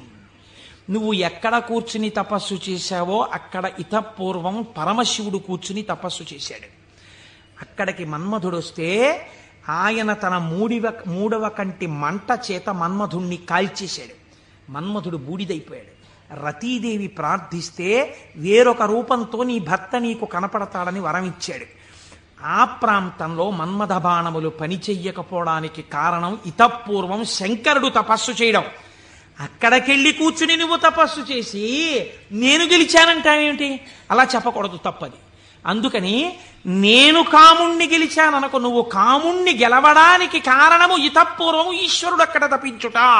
అది శివప్రజ్ఞ, నీ ప్రజ్ఞ కాదు, నువ్వు అలా అనకు అన్నాడు. అంటే మనం ఏదైనా సాధిస్తే ఇది ఈశ్వరానుగ్రహము చేత సాధింపబడినది అనాలి. అంతేకాని నారదుడు తప్పు చేశాడని మనం ఇంటికి వెళ్ళిపోతే ఇంకెందుకు? ఆయనకి తీర్పు చెప్పడానికి మనం అక్కర్లేదు. మనం కూడా ఏదైనా సాధించినప్పుడు ఇది ఈశ్వరానుగ్రహముతో సాధింపబడినది అన్నమాట మాత్రమే వాడాలి తప్ప మన యందు నిక్షేపించుకోకూడదన్నది. బ్రహ్మగారు ఈ మాట చెప్తే ఏమిటో నాన్నగారు కూడా ఇలాంటి మాటలన్నీ చెప్తారు, శంకరుడు తపస్సు చేస్తే మాత్రం నా మీద బాణాలు ఇస్తే నేను తట్టుకున్నానా లేదా? ఆయన చెప్పద్దని చెప్పాడు, విష్ణుమూర్తికి చెప్పక ఈ మాట అన్నాడు. ఎందుకని మీరు బాగా గుర్తించాలి. శాంభవీ మాయ, వైష్ణవ మాయ అని 2 మాటలు వాడతారు. పరమశివుడి భార్యగా శాంభవి ఏ మాయ స్వరూపంలో ఉంటుందో అదే వైష్ణవ మాయగా ఉంటుంది పురుష స్వరూపంతో ఉంటే. నువ్వు ఈ మాటలు చెప్తే నీకు బాగా అనుభవంలోకి వచ్చేటట్టు ఒకసారి దింపి పైకెత్తుతాడు, బాగా అనుభవంలోకి వస్తుంది, కొత్త కథ వస్తుంది. ఎందుకు వచ్చింది అక్కడ చెప్పకని చెప్పాడు ఆయన. పెద్ద బుద్ధితో చెప్పాడు, వినాలి కదా ఆయన. ఆయనకి మాయలో దిగి ఓసారి తొట్టుపడ్డమే బాగా నచ్చింది. మన బుద్ధి నారదుడి మీద పెట్టి చెప్పకూడదు, ఆయన మహానుభావుడు. నారదుడంటేనే జ్ఞానం, అంతటి వాడికి తప్పలేదు మాయ. ఇప్పుడు ఆయన వైకుంఠానికి వెళ్ళాడు. వైకుంఠానికి వెళ్ళి గబగబా ఎదురొచ్చి, ఏమిటి నారదా ఈ మధ్య కనపట్టలేదు అని ఎదురొచ్చాడు నారాయణుడు. ఎదురొస్తే ఏం చెప్పమంటారు స్వామి, నేను తపస్సు చేశాను, మన్మధుడు వచ్చి నా మీద బాణాలు వేశాడు, నేను చెల్లించలేదు, నేను తపస్సునందు సిద్ధి పొందానన్నాడు. అయిపోయింది, చెప్పద్దన్న చోట చెప్పేశాడు. అనకరా అన్నమాట అనేశాడు. ఏమొచ్చింది ఇప్పుడు దానివల్ల? నేను వెంకటాచలంలో దర్శనం 3 మాటలు చేశానండి. ఈ లైన్లోంచి వెళ్తున్నప్పుడు బయటికి వచ్చేసే లైన్లోంచి లోపలికి పంపించే లైన్లోకి దూరిపోయి 2 మాటలు దర్శనం చేసుకున్నాను అన్నారనుకోండి. అది పాపమా పుణ్యమా మీరు ఆలోచించండి. ఈశ్వరుణ్ణి దొంగచాటుగా మీకు ఆ టిక్కెట్టు మీద ఒక్కసారి చూసిరా, మీకు ఎంత దర్శనం లభ్యమైతే కోట్ల జన్మలు తపించిన వాళ్ళకి దొరకని ఈశ్వరుడు నాకు ఈ మాత్రం లభించాడని సంతోషంగా బయటకు వస్తే కృతార్థత. దొంగతనంగా దూరిపోయి 2వ మాట వెళ్ళొస్తే నాకు మీకు తెలియదేమో, ఈశ్వరుడికి తెలియదండి, వెంకటేశ్వరుడికి. అంటే దొంగతనంగా 2వ మాట వచ్చావా నన్ను చూడ్డానికి అని దానికి తగిన ఫలితం ఆయన ఇస్తే ఏమవుతావు? ఎందుకు వచ్చినల్లది? ఇవే అక్కర్లేని పనులు, చెయ్యొద్దన్న పనులు చేయడం అంటే ఇలాగే ఉంటాయి. కాబట్టి ఆయనకి చెప్తే ఆయన వెంటనే అన్నాడు, అబ్బబ్బబ్బ ఎంత గొప్ప పనో, ఏది మళ్ళీ చెప్పు అన్నాడు. నేనండి తపస్సు చేసి మన్మథ బాణాలు పడితే లొంగకుండా సిద్ధి పొందాను. అబ్బా ఎంత గొప్ప విషయమయ్యా నారదా, ఎంత సంతోషంగా ఉందో నాకు. ఎవరు చేయగలరాయా ఈ పని? శివుడు చేశాడు, నువ్వు చేశావు. ఆయనకి అర్థమైపోయింది. ఓహో, అంటే ఇప్పుడు ఈయనకి బాగా పుటం పెట్టి జ్ఞానము లోపల నిలబడేటట్టుగా చెయ్యవలసిన అవసరం ఏర్పడింది. అంతేకాని ఆయన్ని చిన్నబుచ్చడం కాదు, తొట్టుపడకుండా నిలబెట్టాలి మనం అయితే ఇప్పుడు. కాబట్టి చాలా సంతోషమోయ్ అని కౌగిలించుకుని వెళ్ళిరా అన్నాడు. ఇప్పుడు మాయ ప్రారంభం అయిపోయినట్టే కదండి, అది నడిపిస్తుంది ఎటు వెళ్ళాలో. ఈయన బయలుదేరి వెడుతున్నాడు. వెడుతూ వెడుతూ ఒక రాజ్యంలోకి వెళ్ళాడు. ఆ రాజ్యాన్ని పరిపాలించేటటువంటి రాజు పేరు శీలనిధి, ఆయన కుమార్తె పేరు శ్రీమతి. వెళ్ళి ఆ శీలనిధి అనబడేటటువంటి రాజు యొక్క అంతఃపురంలోకి వెళ్ళాడు. మహానుభావుడు నారదుడు వచ్చాడన్నాడు, స్వాగతం చెప్పారు, పాదములు కడిగారు, తీసుకొచ్చారు, కూర్చోపెట్టారు. వాళ్ళ అమ్మాయిని తీసుకొచ్చారు. అమ్మాయినికి నమస్కారం చెయ్యమ్మా అన్నారు. ఆ పిల్ల నమస్కారం చేసింది. మా పిల్లకి ఎటువంటి వరుడు వస్తాడో చెప్పండి అన్నారు. ఆ పిల్ల యొక్క చెయ్యి చూసి త్రికాలవేది నారదుడంటే తెలియందేముందండి. ఆయన అన్నాడు, లక్ష్మీదేవికి భర్త ఎవడో, ఎవడు సర్వవ్యాపకుడో, ఎవడు నిరంతరము లోకము చేత పూజింపబడుతుంటాడో, ఎవడు మహానుభావుడో అటువంటి శ్రీ మహావిష్ణువుకు ఈమె ఇల్లాలవుతుంది అన్నాడు. అక్కడి వరకు బాగా చెప్పాడు. కానీ ఆమెని చూడగానే కామాన్ని కదా గెలిచానన్నాడు. ఈవిడ నా ఇల్లాలైతే ఎంత బాగుండో అనిపించింది. కానీ ఆవిడ జాతకంలో ఏముంది? శ్రీ మహావిష్ణువు భర్త అవుతారని ఉంది. ఈ అమ్మాయికి పెళ్లి ఎలా చేద్దాం అనుకుంటున్నావు అని అడిగాడు. రేపు స్వయంవరం పెట్టామండి, స్వయంవరంలో ఈమె వరమాల వేస్తుంది అంటే విష్ణువు సాకారుడై వస్తాడు ఈ సభలోకి. ఇప్పుడు మళ్ళీ వెనక్కి తిరిగి వైకుంఠానికి వెళ్ళాడు. వెళ్ళి, అయ్యా ఎవరికైనా చెప్పుకుంటే కొంచెం సిగ్గుచేటుగా ఉంటుంది, నా మనస్సు ఆ శ్రీమతిని పెళ్లి చేసుకోవాలి అని ఉవ్విళ్ళు ఉరిపోతోంది, ఆమె నాకు దక్కకపోతే మన్మథబాణముల చేత చచ్చిపోతాను. ఎవరండి ఇంతకు ముందు వచ్చి చెప్పినప్పుడు ఏం చెప్పాడు? మన్మథబాణములను గెలిచి తపస్సునందు సిద్ధి పొందానని చెప్పినవాడు వెనక్కి తిరిగి వెంటనే వచ్చి చెప్తున్నాడు ఇది మాయా అంటే. చూడండి, ఆమె నా ఇల్లాలు కాకపోతే నేను మన్మథబాణములకు చచ్చిపోతాను. నన్ను బతికించవయ్యా, నేను బతకాలంటే నీ రూపం నాకు రావాలి, నీ రూపం నాకు వస్తే ఆమె నా మెళ్ళలో మాల వేస్తుంది, అప్పుడు పెళ్లి చేసుకుంటాను, అందుకని నీ రూపం నాకు ఇవ్వా అని అడిగాడు. అడిగితే ఆయన మహానుభావుడు శ్రీ మహావిష్ణువు, ఆయన ఎంత చమత్కారం చేశాడో చూడండి. హరియొసగెన్మునిక మనోహరమగు తన మేని రూపు నర్రు వరుకు బైహరి శిరసున్ కూరిచే, ఇది అరయక ముని కూరుచుండె అచట మురియుచున్. హరి శరీరాన్ని ఇచ్చాడు, హరిశిరస్సుని ఇచ్చాడు. హరి అంటే రెండు అర్థాలు. హరి అంటే పాపములను హరించే శ్రీ మహావిష్ణువు, హరి అంటే కోతి. హరి శరీరాన్ని కింద వరకు ఇచ్చాడు, కోతి తలకాయని పైనిచ్చాడు. నువ్వు హరి రూపాన్ని కదా అడిగావు, హరి రూపాన్ని ఇచ్చానన్నాడు. మాట తప్పనట్టు. ఆయన ఎంత తెలివైనవాడో చూడండి. ఈయనకేం కనపడుతుంది, ఇలా చూసుకున్నాడు. శ్రీ మహావిష్ణువు చేతులు, శ్రీ మహావిష్ణువు రంగు, శ్రీ మహావిష్ణువు కౌస్తుభం, ఆ వనమాల, ఆ పట్టుపంచ, ఆ కుర్చీళ్ళు అన్ని శ్రీ మహావిష్ణువు. తన ముఖం తనకు కనపడగా అద్దంలో చూసుకోవడానికి శ్రీమతి దగ్గరికి వెళ్ళిపోవాలి ముందు, స్వయంవరం అయిపోతే. అందుకని గబగబా వెళ్ళిపోయాడు.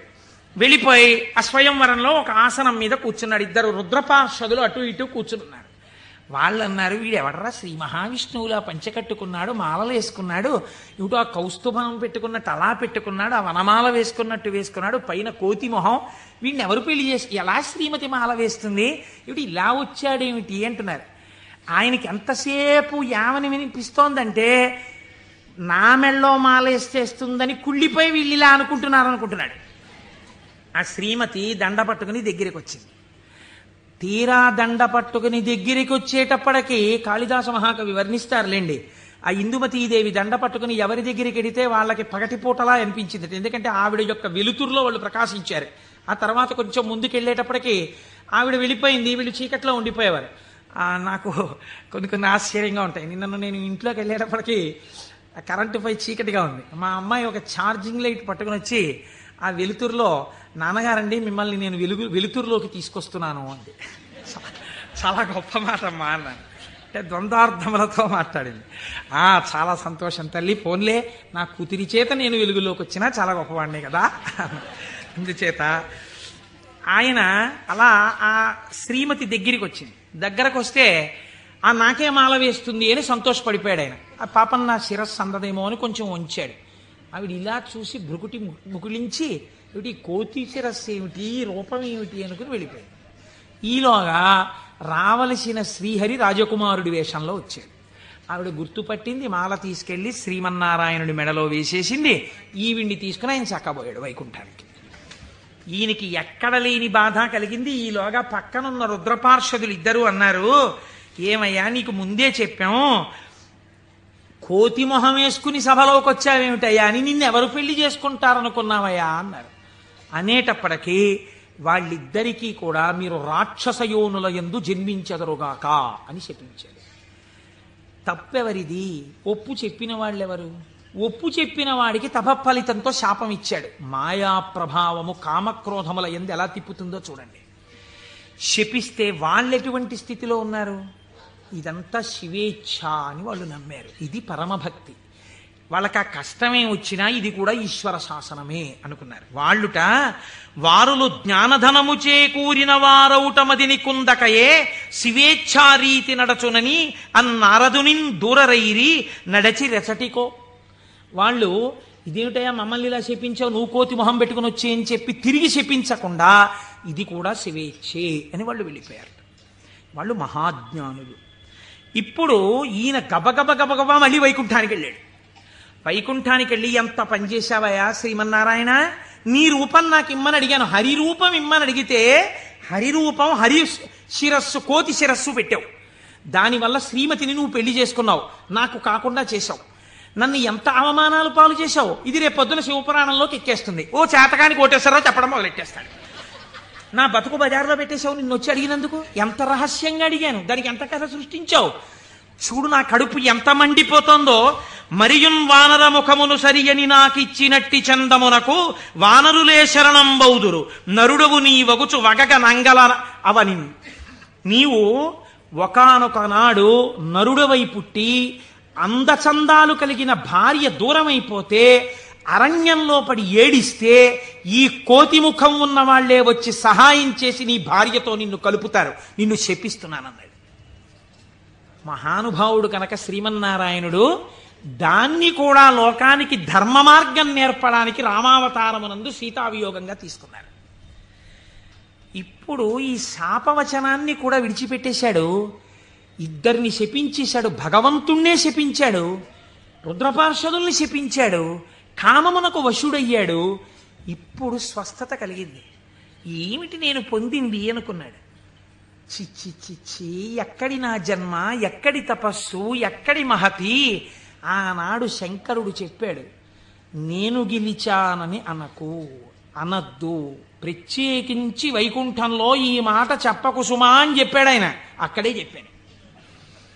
కాబట్టి శివవాక్కు గురువాక్కు, ఏది అనకురా, ఏదైనా ఈశ్వరుడు ఇచ్చాడను నీకు ఇబ్బంది ఉండదు. అంటే వీడు ఏదైనా సాధించేటప్పటికి నాదంటాడు, ఏదైనా పోయేటప్పటికి దిక్కుమాల దేవుడు ఏం చేశాడు నాకంటాడు. రెండూ పాపకర్మలే. కాబట్టి ఇప్పుడు ఆ మాయ తొలగింది. ఇప్పుడు శ్రీమన్నారాయణుడిని చూసి అన్నాడు, ఎట్లు మహాత్మా, నిన్ను శపించిన దోషము నాకు బాయు, నీ వెట్లు భరించి యొందగల వీచెడు తాపసి ఏవయైన ఈ తిట్లు సహింపరానివిక, తీండ్రపుటల్కను ముక్క ముక్క యౌనట్లుగా నన్ను చెండదగు, అండజకేతన చక్రధారచేన్. యుక్తాయుక్త విచక్షణ మరిచి నేను మాట్లాడినటువంటి మాటలకి నా యొక్క నాలుకని ముక్కలు ముక్కలుగా కత్తిరించెయ్యాలి.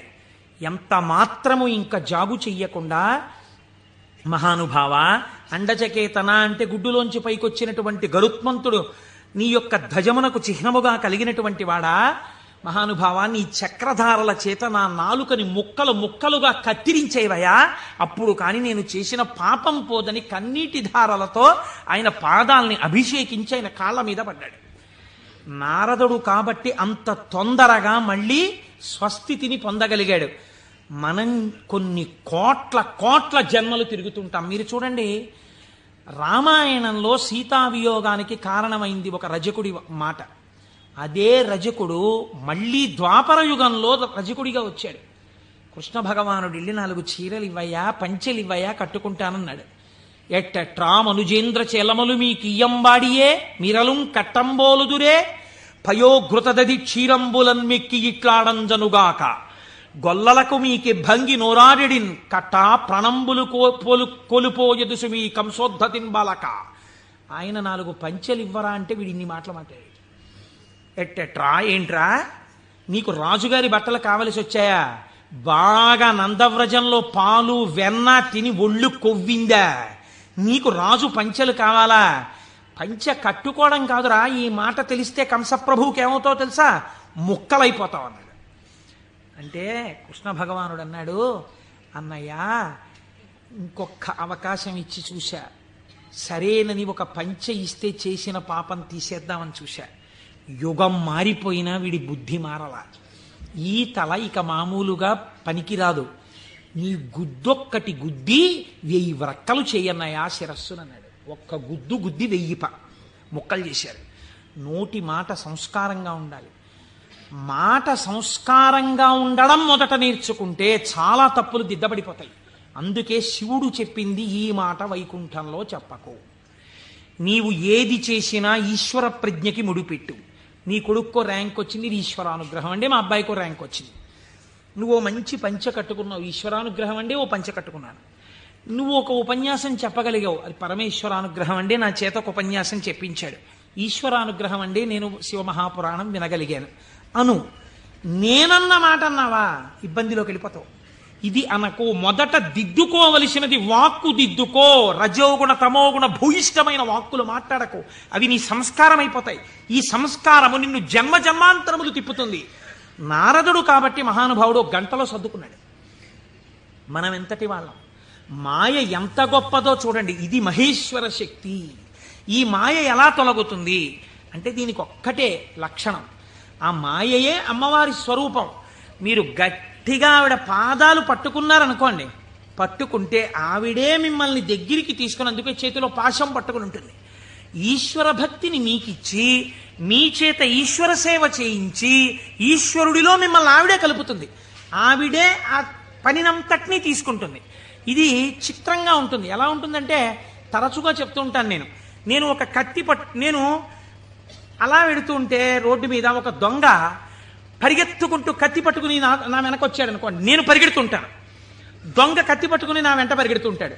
నేను ముందు పరిగెడతాను, నా వెనక దొంగ పరిగెడుతుంటాడు. పరిగెడుతుండగా దొంగ రాయి తన్నుకుని పడిపోయి కత్తి అంత దూరంలో పడిపోయింది అనుకోండి. ఇప్పుడు నేను నిజానికి దొంగనేం చేయగలిగిన ధైర్యం నాకేం లేదు, కానీ కత్తి తీసుకుని ఇలా నిలబడ్డాను నేను. దొంగ పరిగెడుతున్నాడు. ఇప్పుడు ఎందుకు పరిగెడుతున్నాడు? దొంగ చేతి కత్తి నా చేతిలోకి వచ్చింది. ఇన్నాళ్ళు మిమ్మల్ని తిప్పిన కామం, ఆ కామపాశాలు అమ్మవారి పాదాలు పట్టుకుంటే భక్తి పాశాలుగా మారిపోయాయి. ఈ మార్పుకి మీరు అమ్మవారి పాదాలు పట్టుకుంటే చాలా ఆవిడ మాయాశక్తి, ఇటు తిప్పిన ఆవిడ అటు తిప్పేస్తుంది. మాయాపాశాన్ని భక్తిపాశం చేసేస్తుంది. లోకమనందు తిరిగిన పంచతన్మాత్రల్ని ఈశ్వరుడి వైపుకి తిప్పేస్తుంది, తిప్పేసి ఈశ్వరుడిలో కలిపేస్తుంది. కాబట్టి ఇప్పుడు మీరు మాయా అన్న అవనికని పైకెత్తి శివుడితో కలుపుతుంది. ఇది మహేశ్వరుణ్ణి చేరుకోవడానికి మార్గం. ఆ మార్గమునకు మొట్టమొదటి పొరపాటు వాక్కునందు కలుగుతుంటుంది. ఈ వాక్కునందు అలా చెయ్యకు, ఈశ్వర ప్రజ్ఞని గుర్తెరుగు, ఈశ్వరానుగ్రహాన్ని గుర్తెరుగు. ఇది మనకి బోధ చెయ్యడం ఈ మహేశ్వరనామమును, మహేశ్వరనామాన్ని అడ్డుపెట్టి మనకి నేర్పింది. ఇదే పరమశివుణ్ణి పక్కనే ఒక చిత్రమైన నామంతో పిలుస్తారు, శంభు అని పిలుస్తారు. శంభు అంటే ఏమిటో తెలుసా అండి? శం అంటే నిరతిశయమైనటువంటి సుఖము లేదా సుఖము, భావయతి కల్పించువాడు. మీరు చూడండి, ఒక వస్తువు ఉంటుంది, ఆ వస్తువు యొక్క సుఖానుభూతిని మీరు ఎప్పుడు పొందుతారు? ఒక వస్తువు యొక్క సుఖానుభూతిని మీరు ఎప్పుడు పొందగలరు అంటే ఆ వస్తువు మీ చేత అనుభవింపబడినప్పుడు. ఉదాహరణకి నాకు ఒక లడ్డు అంటే చాలా ఇష్టం అనుకోండి. ఆ లడ్డూని తీసుకొచ్చి మీరు ఇలా చూపించి, కోటేశ్వరారు మీకోసమే తెచ్చాం ఈ లడ్డు అన్నారనుకోండి. నేను ఆ లడ్డూని ఇలా చూసి నా కోరిక తీరిపోయి అంటానా? అనను. మీకోసమే అన్న చేతిలో పెట్టారు, చాలా బాగుంది అని ఇలా పెట్టుకుని తినబోతాను. తినకండి, మీకు ఈ లడ్డు ఎందుకు తెచ్చానో మీకు శుభవార్త చెప్పాలి, అది చెప్పాక తిందురు కానీ. ఇప్పుడు నా కోరిక తీరిపోయిందా? తీరలేదు. ఆయన శుభవార్త చెప్పబోతుంటే సెల్ ఫోన్ మోగింది. ఉండండి చెప్తాను అని అక్కడికి వెళ్ళి గంట సేపు మాట్లాడుతున్నాడు. లడ్డు ఇలాగే ఉంది, నేను ఇలాగే ఉన్నాను, తీరిందా? తీరలేదు. ఆయన తర్వాత వచ్చి ఏదో చెప్పి ఇప్పుడు తినండి అన్నాడు. ఇప్పుడు నేను దాన్ని తీసి ఇలా నాలుక మీద పెట్టుకుని అలా పడేశాను. గభాలన కంట్లో ఏదో పడి ఇలా అన్నాను, అది కింద పడింది. తీరిందా నా కోరిక? తీరలేదు. నాలుక మీద పడింది రెండో ముక్క, అమ్మయ్యా అన్నాను, ఇప్పుడు నా కోరిక తీరింది కదండి. వస్తువు ఉండడానికి, అది మీ అనుభూతిగా మారడానికి మధ్యలో చాలా తేడా ఉంటుంది. ఈ శక్తి మీ యందు నిలబెట్టేవాడు ఈశ్వరుడు. అందుకే ద్రాపే అంధస్సస్పతే దరిద్రం నీలలోహిత అంటుంది రుద్రాక్ష. సుఖమునకు కావలసిన వస్తువు ఉండడం వేరు, సుఖముగా బ్రతకడం వేరు. ఒకడు కోటీశ్వరుడు ఉంటాడు, కానీ వాడు నిన్న రాత్రి మిగిలిపోయినటువంటి చద్దన్నాన్ని ఇవాళ మధ్యాహ్నం పులిసిపోయిన పెరుగుతో తింటాడు. కేవలం సుఖానుభవం కాదు. లోకములు 3 రకాలుగా ఉంటాయి. ఒక లోకము కేవలము సుఖాలు అనుభవించడానికే ఉంటుంది, స్వర్గాది లోకములు. అక్కడ దుఃఖము యొక్క స్పర్శ ఉండదు, సుఖాలు అనుభవిస్తారు. ఇంకొక లోకం ఉంటుంది, అక్కడ సుఖం అన్నది ఉండదు, ఎప్పుడు ఏడుపులు, పెడబబ్బలు, కేకలు, అరుపులు, భయంకరంగా ఉంటుంది. అది నరకం. సుఖం దుఃఖం 2 ఉంటాయి. ఓ రోజున తప్పట్లు కొట్టేస్తూ పొంగిపోతూ నేనే అంటుంటాడు, ఇంకో రోజున కుమిలిపోతూ ఏడుస్తూ ఉంటాడు. అదే భూలోకం. ఇక్కడ కొన్నాళ్ళు సుఖం, కొన్నాళ్ళు దుఃఖం. పొద్దున్న 10ంటికి సంతోషంగా ఉంటాడు, సాయంకాలం 4ంటికి ఏడుస్తూ ఉంటాడు. సుఖం దుఃఖం 2 అనుభవిస్తూ ఉంటాడు. సుఖ దుఃఖములు 2 ఉన్న భూలోకమునందు మీరున్నారు. ఇక్కడి నుంచి బాగా గుర్తుపెట్టుకోండి, మీకు 2 మార్గాలు ఉన్నాయి. ఒకటి, పూర్ణ దుఃఖమును కలిగిన లోకంలో కన్నా వెళ్ళచ్చు, పూర్తి సుఖం కలిగిన లోకంలో కన్నా వెళ్ళచ్చు. సుఖ దుఃఖాలు కలిగిన లోకంలోకి ఇంకా మీకు టికెట్ లేదు. అంటే మళ్ళీ ఎందుకండి ఇందులోకి? కాబట్టి ఒంటి మీద కొరడాలతో కొట్టేస్తూ, మరిగిపోయిన నూనెలో ముంచేస్తూ, ఏదో చీము నెత్తురు నదుల్లో ముంచేస్తూ అది కావాలా? హాయిగా సంతోషంగా పెద్దలతో కూర్చుని ఏదో ఆనందంగా ఉండడం, అమృతం తాగడం, ఇలాంటివి కావాలా? అంటే లౌకికంగా కోరుకుంటే పోనీ స్వర్గం కోరుకోండి. నరకానికి ఎడదాం అనుకోకూడదంటే మీకు ఒక లక్షణం ఉండాలి. వెంటనే మీకోటి కావాలి. ఏమిటి కావాలి? పాపము చేయకుండా ఉండుట. పాపం చేస్తే కదా నరకం. కాబట్టి పాపం చెయ్యకూడదు. ఇది సంభావయతి, మంచి భావములను ఇచ్చుట. ఇది ఎలా వస్తుంది అన్నారు శాస్త్రంలో. ఇది ఎలా కలుగుతుందండి అన్నారు. దీనికి ఒక ప్రతిబంధకం ఉందండి, అంత తేలిక కాదు. శివమహాపురాణం మీ జీవితాన్ని కరెక్ట్ చేస్తుంది. మీరు చూడండి, ఒక తేలిక మాట, ఒక వెలితి మాట ఒకటి మనం మాట్లాడతాం. కోటేశ్వరారు చతుర్ముఖ బ్రహ్మగారు మేము లలాటం మీద రాసేసాడండి, రామాయణం చెప్పు, భాగవతం చెప్పు, శివపురాణం చెప్పని చెప్పేస్తారు మీరు. మా లలాటం మీద రాసేసాడు, చీకటి పడేటప్పటికీ మాకు ఎటో లాగేస్తుంది మనస్సు వెళ్ళిపోమ్మని, అందుకని మేము రామ్ పురాణానికి అంటాడు ఒకడు. అది తప్పు. అలా ఉండమని చెప్పలేదు శాస్త్రం. తిలకధారణము అన్న మాట ఎందుకు ఇచ్చారో తెలుసా అండి? మీ యొక్క ఆలోచన సరళిని మార్చుకొని గత జన్మలుగా తరువుకొస్తున్న వాసనలని జయించడానికి, మీకు పార్వతీ పరమేశ్వరుల అనుగ్రహం కలగడానికే మీరు విభూతి తీసుకుని లలాటమునందు పెట్టుకుని బొట్టు తీసుకుని ఆజ్ఞాచక్రం మీద పెట్టుకుంటారు. ఇప్పుడు పార్వతీ పరమేశ్వరుడు మీ లలాటమునందు వసించి ఉన్నారు. దీనివల్ల ఏం జరుగుతుంది అంటే, లలాట లిఖితారేఖ పరిమాస్త్రం నశక్యతే, ఇది కదా సామాన్య సిద్ధాంతం. బ్రహ్మగారు రాసిన రాత మారదు. కానీ మీరు తిలకధారణం చేసి విభూతి పెట్టుకోగానే మీ ఆలోచన సరళి ఎందు మార్పు వస్తుంది. ఎందుకు వస్తుందో తెలుసా అండి? మీరు చూడండి, ఒక ఆయన దగ్గరికి మీరు వెళ్ళేటప్పటికీ ఇలా విభూతి పెట్టుకుని ఇంత బొట్టు పెట్టు కూర్చున్నాడు అనుకోండి, ఈయన అడిగితే కొంచెం సౌమ్యంగా చెప్తారేమో అనిపించేస్తుంది మీకు గబుక్కుని వెంటనే. ఏమీ లేకుండా కొరకొర చూస్తున్నాడు అనుకోండి, బాబా ఆయన దగ్గరికి ఎందుకు లేండి అనిపిస్తుంది. అసలు మీరు భస్మ బొట్టు కనపడేటప్పటికి సాత్విక ప్రవృత్తి ముఖంలో కనపడిపోతుంది. సరికదా, ఆజ్ఞాచక్రం మీద బొట్టు అమ్మవారి యొక్క అనుగ్రహం. అమ్మవారి అనుగ్రహం ఆజ్ఞాచక్రం మీద ప్రసరణం మొదలవగానే మీ బుద్ధి యందు ఆలోచన మారిపోతుంది. మారిపోయి మనం ఈ పని చెయ్యొద్దు, మనం ఎందుకు ఈ పాపం చేయడం, మనం ఇంక ఇవాళ నుంచి ఇది చెయ్యొద్దు, మనం పురాణానికి వెళ్ళిపోదాం, మనం శివాలయానికి వెడదాం, మనం వెంకటేశ్వరుడి గుడికి వెడదాం, ఎన్నాళ్ళు ఈ తప్పుడు పని చేస్తాం, మనం చెయ్యొద్దు అని మీ యందు ఒక పూనిక రావడం ప్రారంభం అవుతుంది. అందుకని ముందు శరీరమును అలంకృతం చేసి లోపల మనస్సుని సంస్కరించడం దగ్గరికి వెళ్ళారు. మీరు మనస్సుని జయించలేకపోతే. పెద్దలు ఏదో ఉత్తినే హాస్యాస్పదంగా పెట్టలేదండి ఇవేవిని. కనుక తిలకధారణ చేసి భస్మ పెట్టుకోమని చెప్పారు. ఇప్పుడు మీరు అలా చెయ్యడం ప్రారంభిస్తే ఏమవుతుంది? అలా చెయ్యడం ప్రారంభిస్తే మీకు దుఃఖమును స్వీకరించి దుఃఖము నుండి బయటపడతారు. ఇది చిత్రంగా ఉంటుంది.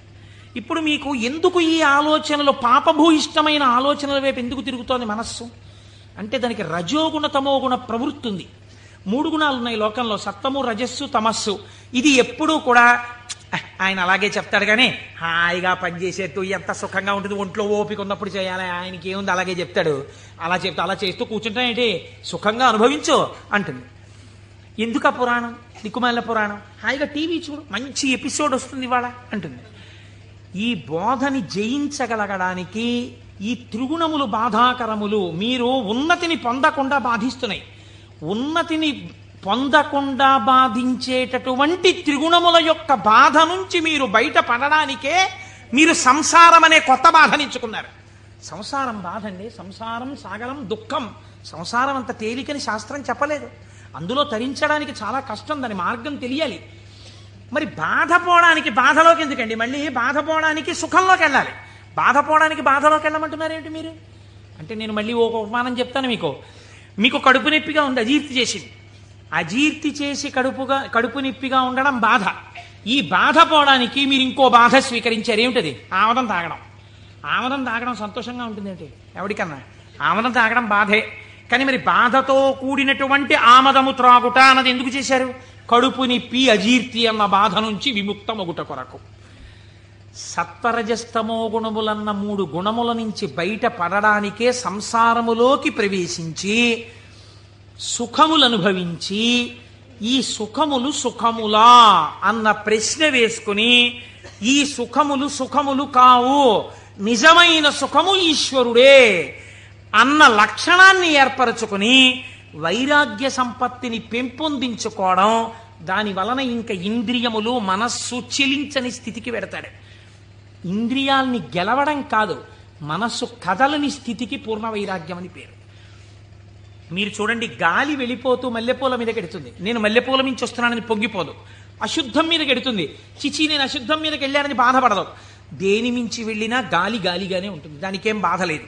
అలాగే పూర్ణ వైరాగ్యం పొందినవాడు ఇదంతా ఈశ్వరలీల అంటాడు. కానీ ఈ మాట అనడం చాలా కష్టం. అంత వైరాగ్యం రావడం కూడా ఈశ్వరానుగ్రహం. ఈ వైరాగ్య సంపత్తి చేత శాశ్వత సుఖస్థానమైన ఈశ్వరుడు ఎందుకు కలిసిపోతాడు. అప్పుడు వాడికి ఇంకా ఊర్ధ్వలోకం లేదు, అధోలోకం లేదు, పైన స్వర్గం లేదు, కింద నరకం లేదు. ఇక మళ్ళీ పుట్టవలసిన అవసరం లేని మోక్ష స్థితిని పొందుతాడు. ఇలా పొందడానికి శంభు అనుసంధానం చేసుకుంటూ ఉండాలి. శివుడి పాదాలు మీరు గట్టిగా పట్టుకున్నారనుకోండి, శివాష్టోత్తరం చదువుకుంటున్నారనుకోండి, భస్మధారణ చేశారనుకోండి, బొట్టు పెట్టుకున్నారనుకోండి, ఏమీ చేతకాకపోయినా కూర్చున్న నామాలు చెప్పడం మొదలుపెట్టారనుకోండి, మీకు తెలియకుండా మీలో ఒక రకమైనటువంటి మార్పు ప్రారంభమై అది మంచి ఆలోచనల వైపుకు తీసుకుని వెళ్ళగలదు. ఇలా తీసుకుని వెళ్ళవలసిన అవసరము ఎందువలన కలిగింది అంటే, పూర్వకాలంలో పూర్వయుగమైనటువంటి ద్వాపర యుగం వరకు కూడా ఒక లక్షణం ఉండేది. రాక్షసులు ఉన్నారనుకోండి, వాళ్ళు తెలిసేవారు వీళ్ళు రాక్షసులండి అని తెలిసేది. కాబట్టి వాడిని దూరంగా పెట్టడమో, వాడిని పరమాత్మ సంహారం చేయడమో ఏదో ఉంటుంది. కలియుగంలో ఏమిటో తెలుసా అంటే, రాక్షసులు ఏ రూపంలో ఉంటారు? చిత్తవృత్తుల రూపంలో ఉంటారు. పైకి దొరకరు, మీకన్నా సాధుపురుషుళ్ళే కనిపిస్తాడు. మోసం చేసేవాడే చాలా నమ్మించేటట్టుగా సాధుపురుషుళ్ళే ఉండాలి. వాడు నమ్మితే నాకేమిటి, నమ్మకపోతే నాకేమిటి, నేనేమన్నా వాడి దగ్గర ప్రయోజనం పొందుదాం అనుకుంటున్నానా అన్నవాడు తన యథారీతిగా ఉంటాడు. అవతల వాడిని నమ్మించి మోసం చెయ్యాలనుకోండి, వాడే మాట కలిపి చక్కగా మాట్లాడి బాగా మాట్లాడి మీరు నమ్మేటట్టు చేసి అప్పుడు మీకు ఒక కప్పు కాఫీ ఇచ్చి ఆ కాఫీలో మత్తు కలిపేసి మీరు పడిపోతే మీ సూట్ కేసు ఎత్తుకుపోవాలి వాడు కదా. అందుకని ఇప్పుడు ఎక్కడున్నాడు రాక్షసుడు? వాడి చిత్తవృత్తి ఎందున్నాడు. మీరు చూడండి, నిజంగా ఈ చిత్తవృత్తుల రూపంలో రాక్షసులు ఉండి ఉంటే త్రేతాయుగంలో విశ్వామిత్రుడు యాగం చేయగలడా? చెయ్యలేడు. ఇక్కడే ఉన్నారు రాక్షసులు. రాముడు ఈ లోపల రాక్షసుల్ని చంపడానికి తానే అనుసంధానం చేసుకోవాలి. బయట రాక్షసులుగా ఉన్నారు, రాముడు వచ్చి బాణం వేసుకొట్టి చంపాడు. ఈ యుగంలో అలా కుదరదు. ఇక్కడున్నారు రాక్షసులు, వాళ్ళు ఎప్పుడైనా తలెత్తుతారు. ఎప్పుడైనా తలెత్తి మిమ్మల్ని పడగొట్టేస్తారు. ఎప్పుడైనా పడగొట్టేయగలరు. ఎప్పుడైనా పడగొట్టేసేటటువంటి రాక్షసులు ఇక్కడే చిత్తవృత్తుల రూపంలో ఉన్నారు. వీళ్ళని తొక్కి పట్టగలిగిన వాడెవడు? ఒక్కడే, శంభు. అందుకే ఏవం శ్రీ శంభుదేవస్య నామ్యామష్టోత్తరం శతం అంటాం. ప్రదోష వేళలో రోజు ఆ శంభునామాలు చెప్పామనుకోండి, ఆయన ఏం చేస్తాడంటే వీళ్ళని తొక్కి పెట్టి మీ భావముల యందు మంచి ప్రవాహాన్ని ఏర్పాటు చేస్తాడు. ఈ మంచి ప్రవాహము కలిగిన భావన చేత ఉన్నతిని పొందేస్తాడు. ఇప్పుడు ఈ భావన పొందినటువంటి వాడు ఎలా ఉంటాడు, ఎలా పొందుతాడు ఈశ్వరుణ్ణి అని మీరేమి అనుమానపడిపోయి వాడు ఏమైనా పూజలు బాగా చేసేస్తాడండి, యజ్ఞయాగాదులు చేసేస్తుంటాడండి అలా అనుకోక్కర్లేదు. శంభునామాన్ని పెట్టుకుని శంభుని యొక్క అనుగ్రహం పొందిన వాడి స్థితి ఎలా ఉంటుందో తెలుసా అండి. నేను మీకు ఒక ఉదాహరణ చెప్తాను, మీరు బాగా పట్టుకోగలుగుతారు. ఇది కూడా నేను ఎక్కడి నుంచో ఎందుకు మీకు రుద్ర పశుపతి నాయనార్ అని ఒక నాయనారు ఉన్నారు. 63 మంది నాయనార్లలో మనం సాధారణంగా ఏం చేస్తాం, రుద్రం చదవండి అన్నాం అనుకోండి, సన్యాసి కూడా రుద్రం చదవాలి. సన్యాసులు కూడా రుద్రం పారాయణ చెయ్యమని శాస్త్రం విధించింది. ఎందుకో తెలుసా అండి, అభిషేకం చేయకపోయినా రుద్రాన్ని పారాయణ చేస్తే వెంటనే పాపాలు పటాపంచలవుతాయి. ఆ పశుపతి నాయనారికి ఒక లక్షణం ఉండేది. ఆయన రోజు కూర్చుని రుద్రాధ్యాయం చదువుతూ ఉండేవాడు. చదువుతున్నప్పుడు ఆయనకు ఒక అనుమానం వచ్చింది. ఏమిటా అనుమానం? అందులో మేఘ్యాయచ విద్యుచ్చాయచ వృక్షాయచ హరిత్యాయచ లోప్యాయచ ప్రవాహ్యాయచ ఫేన్యాయచ సికత్యాయచ ఈ మాటలు ఉన్నాయి. ఇవన్నీ ఈశ్వరుడే అన్నారు. అంటే నీరు ఈశ్వరుడు, నీటి మీద నురుగు ఈశ్వరుడు, చెట్టు ఈశ్వరుడు, చెట్టు మీద పిట్ట ఈశ్వరుడు, చెట్టులో ఆకుపచ్చతనం ఈశ్వరుడు. మనం ఏం చేస్తాం, మేము అభిషేకం చేయించుకుంటున్నామండి అని వెళ్ళి కూర్చుంటాం. శివాలయంలో ఉన్న అర్చక స్వామి ఏదో మహన్యాసం అని చెప్పి నారుద్రో రుద్రమచ్చ ఎత్తుని పాప ఆయన మహన్యాసం చేయిస్తాడు. చేయించిన తర్వాత మీరేవో పాలు పెరుగు పంచదార పళ్ళరసాలు పట్టుకెడతారు. ఆయన రుద్రాధ్యాయం చదువుతూ పోసేస్తాడు. పోసి అభిషేకం చేస్తుంటాడు. మీరేం చేస్తారు? మీకు అది ఏమిటో తెలియదు కదా, అర్థం కాదు. అర్థం కాకపోవడం వల్ల తేలిగ్గా వచ్చేది ఏంటంటే నిద్ర. కాబట్టి చాలా అమరికగా మనకి దొరికేది ఏమిటంటే బ్రహ్మదండం మహర్షులకు ఎలా ఉంటుందో అలా మోచేతిని తొడకి పెట్టి ఈ చేతిని ఇలా పెట్టి చక్క చెంప చేస్తే చాలు, అలా పడుకోవచ్చు, నిద్రపోతాడు. మళ్ళీ ఆయన ఎక్కడో గంట ఏదో కొడతాడు, కొడితే తెలివి వస్తుంది. తెలివి వచ్చాక మళ్ళీ పాపం తాపత్రయం ఉండదని నేను అన్నాం. మళ్ళీ ఓసారి లేచి ఏదో చేస్తున్నాడు, అల్లరవుతోంది మళ్ళీ అని చెప్పేసి కాసేపు మళ్ళీ పడిపోతాడు. దీనివలన ఏమైనా ప్రయోజనం ఉందా? మీరు చేసిన అభిషేకమునందు నేను ఇలా అడిగానని మీరు ఏమనుకోకండి, నన్ను మన్నించండి. ఒక మెట్టు పైకెక్కడానికి కాలు ఇలా ఏమైనా లేచిందా మీకు ఉపాసనలో? అంటే నేను అభిషేకం చేయించుకోవద్దని, శివాలయానికి వెళ్ళొద్దని నేను చెప్పట్లా, చేయించుకోవాలి అరిష్టం పోవడానికి. కానీ మీ ఉపాసనలో మీరు మెట్టు ఎక్కారా? కాదు కదా. ఇది రుద్రం పారాయణ చేయడం అంటే ఇది. ఆయన అన్నాడు, ఆ నాయనారు ఆయనకు ఒక చిత్రమైనటువంటి ఆలోచన వచ్చింది. ఆయన తిరుమలయార్ అనబడేటటువంటి ప్రాంతంలో ఉండేవాడు. ఆయన ఈ రుద్రం చదివి చదివి చదివి చదివి అన్నాడు, ఆకాశం ఈశ్వరుడు, మేఘం ఈశ్వరుడు, నీరు ఈశ్వరుడు, నురుగు ఈశ్వరుడు, చెట్టు ఈశ్వరుడు, పిట్ట ఈశ్వరుడు. కాబట్టి నేను ఇంట్లో కూర్చుని ఇవన్నీ చెప్తుంటే ఉపయోగం ఏంటి? నేను ఈశ్వరుడిలో చేరిపోయి ఈశ్వరానుభూతిని పొందుతానన్నాడు. ఓ రోజు తెల్లవారకట్ట ఎవ్వరికీ చెప్పకుండా లేచి 4 గంటలకో వెళ్ళిపోయాడు బయటికి, ఊరి బయటికి వెళ్ళిపోయాడు. ఆ కొండ మించి ఒక సెలయేరు జాలువారుతోంది. గబగబా వెళ్ళాడు, ఆ సెలయేట్లో నడుంలోతు నీళ్లలో నించున్నాడు. నించుని చెట్టు వంక చూశాడు. నిశ్శబ్దంగా ఉంది వాతావరణం. ఆ కొండ కనపడింది, చెట్లు కనపడ్డాయి, చెట్ల యొక్క ఆకుపచ్చని కొమ్మలు కనపడ్డాయి. అంత నిశ్శబ్దంలో గలగల పారుతున్నటువంటి సెలయేటి శబ్దం వినపడుతోంది. ఆ నీటి మీద వెళ్ళిపోతున్న నురుగు కనపడింది. ఆయన వెంటనే ఆ ఒంటికి తగిలిన చల్లతనంలో ఈశ్వరుడు కౌగిలించుకున్న అనుభూతిని పొందాడు. ఇవి ఈశ్వరుడు కదా, నేనిప్పుడు ఈశ్వరుడిలో ఉన్నాను నీటిలో. కాబట్టి నేను నా కళ్ళతో చూస్తున్న మేఘం ఈశ్వరుడు, నేను మొలలోతులో ఉన్నది ఈశ్వరుడు, ఇలా వెడుతున్నది ఈశ్వరుడు, నేను చూస్తున్న ఆ కదులుతున్న ఈశ్వరుడు.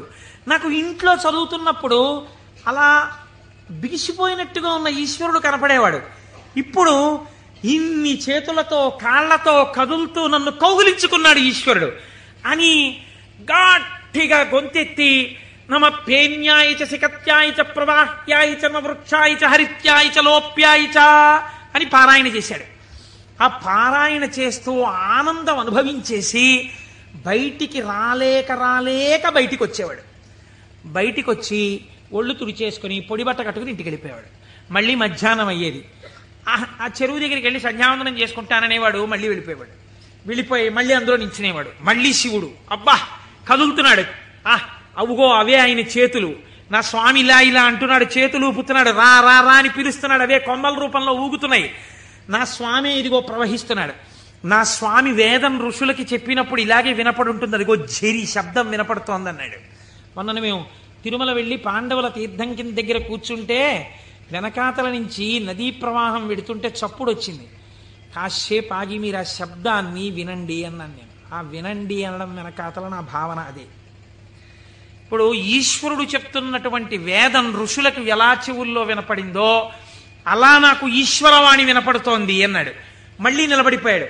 మళ్ళీ నమ సోమాయ చ రుద్రాయ చ నమస్తామ్రాయ చ అరుణాయ చ నమ శంగాయ చ పశుపతయే చ నమ ఉగ్రాయ చ భీమాయ చ అంటూ మళ్ళీ రుద్రం చదువుతూ మళ్ళీ అంతటా ఈశ్వరుడే నన్ను గట్టిగా పట్టుకున్నాడు నీళ్లలోని. అదే ఈ చల్లతనం. ఎంత చల్లగా ఉంటాడో మా స్వామి, ఒంటి నిండా చల్లటి పాములు, చంద్రమౌళి, ఆ గంగా చల్లగా ఉంటాడు కదా, చల్లగా నన్ను పట్టేసుకున్నాడు.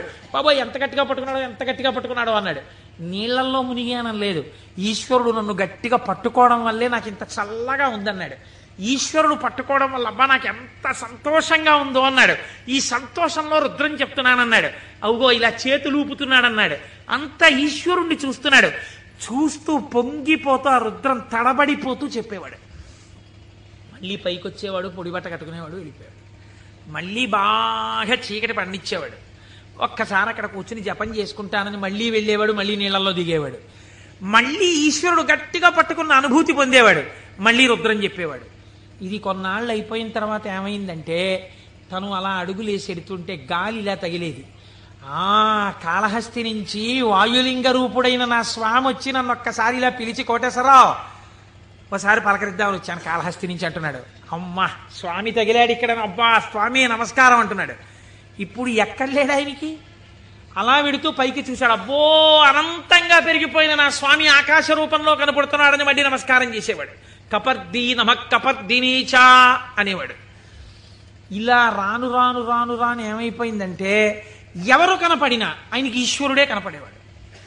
ఆఖరికి పరిగెత్తి పారిపోతూ దొంగ కనపడేవాడు. నమ చోరాయచ, పరిగెత్తుతున్న దొంగలో నా స్వామి కనపడుతున్నాడు అనేవాడు. మరి అంతేగా చెప్పింది రుద్రం. ఇలా అంతటా ఈశ్వర దర్శనం చేసి ఎక్కడ పడితే అక్కడ ఆగిపోయి నమస్కారం చేయడం అలవాటైపోయింది.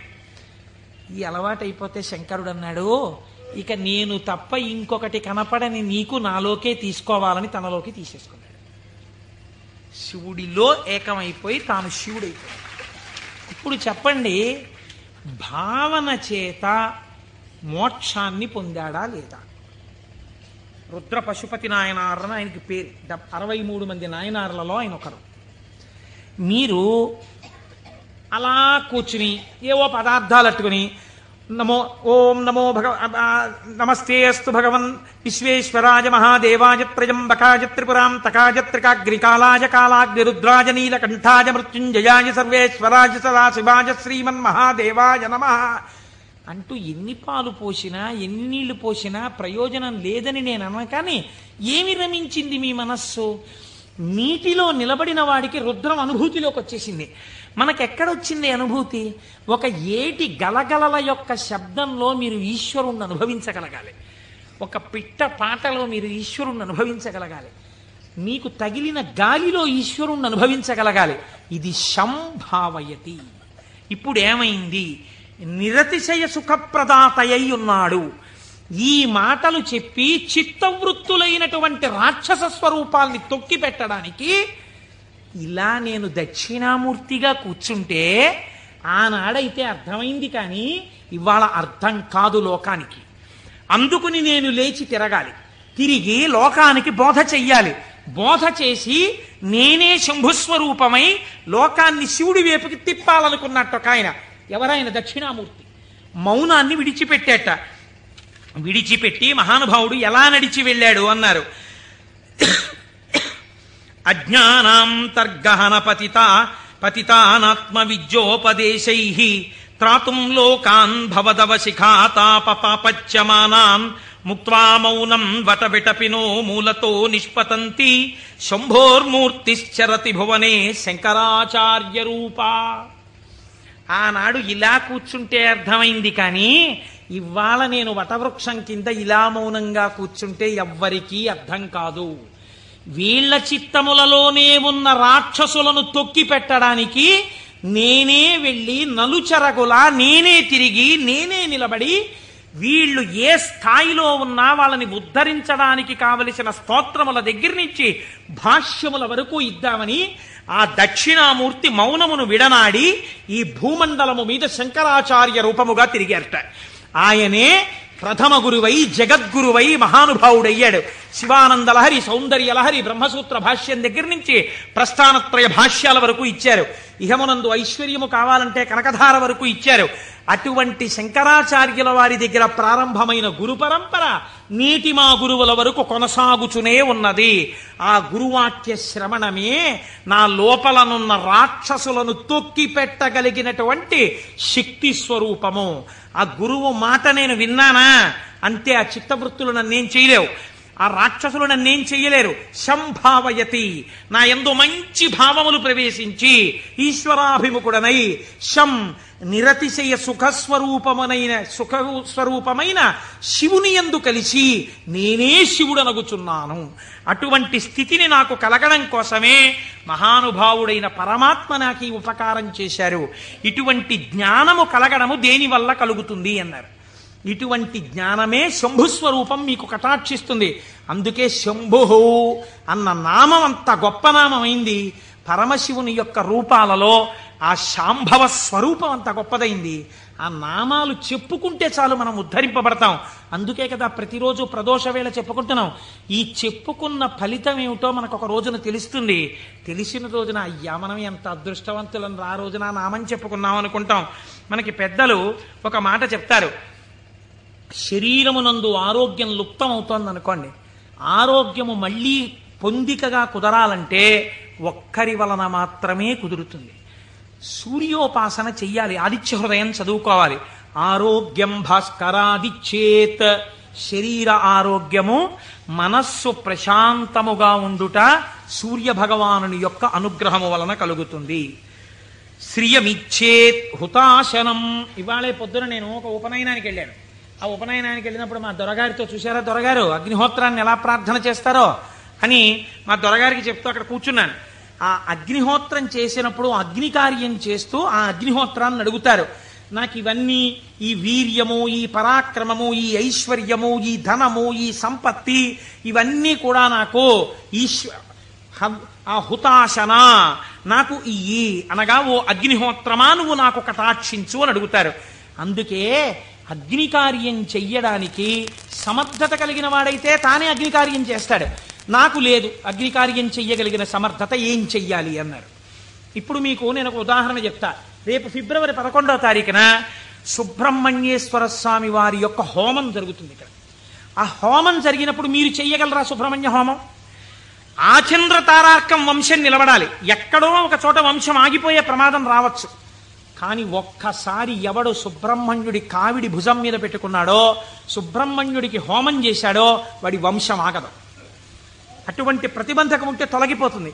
ఇప్పుడు మీకు రాదా హోమం చేయడం, మరి మీరేం చెయ్యాలి అంటే, కలియుగమునందు పురుషార్థమును వెచ్చించు. అందుకని టికెట్ పెడతారు. దాని మీద డబ్బులు సంపాదించడానికి కాదు. ఒక టిక్కెట్ పెడితే మీ ద్రవ్యాన్ని మీరు వినియోగించాలి. అది ఓ 1000 రూపాయలు అవుతుంది అనుకోండి, మీ దగ్గర 2000 పుచ్చుకోరు. ఎందుకు పుచ్చుకోకూడదు? అలా పుచ్చుకుంటే వీళ్ళు మోసం చేసినట్టు అవుతుంది. ఎంత అవసరమో అంత పుచ్చుకుంటారు. ఇప్పుడు మీరు ఈ ద్రవ్యం ఇచ్చి బాహ్య అంతఃశౌచమును పాటిస్తారు. అంటే స్నానం చేసి విభూతి పెట్టుకుని తిలకం పెట్టుకుని, లేదా మీరు ఏ సంప్రదాయమునందుంటే అటువంటి తిలకధారణ చేసి వచ్చి కూర్చుంటారు. ఆచార్యముఖేన మీ కొరకు ఆచార్యులు చేస్తారు. ఆ పదార్థములన్నింటి మీద మీ చెయ్యేసి మీ గోత్రనామాలు చెప్పి అక్కడ హోమం చేస్తారు. ఇప్పుడు ఈ హోమం ఎవరు చేసినట్టు? మీరు చేసినట్టు మీ ఖాతాలో పడిపోతుంది ఫలితం. కాబట్టి ఇప్పుడు ఏమవుతోంది? మీకు కావలసినటువంటి సుఖమునకు హేతువు కర్మ మార్గము చేత మీకు ఇప్పిస్తారు ఈశ్వరానుగ్రహంతో. ఇలా శ్రియం, అది ఏ రకమైన ఐశ్వర్యమైనా దేని వలన కలుగుతుంది? అగ్ని కార్యము వలన కలుగుతోంది. కాబట్టి శ్రియమిచ్చేత్ హుతాశనం, అగ్నిహోత్రము వలన మీకు ఐశ్వర్యము కలుగుచున్నది. ఈశ్వరాత్ జ్ఞానమన్విచ్చేత్, జ్ఞానదాత మహేశ్వర, ఈశ్వరుని యొక్క అనుగ్రహము వలన మాత్రమే జ్ఞానము కలుగుతుంది.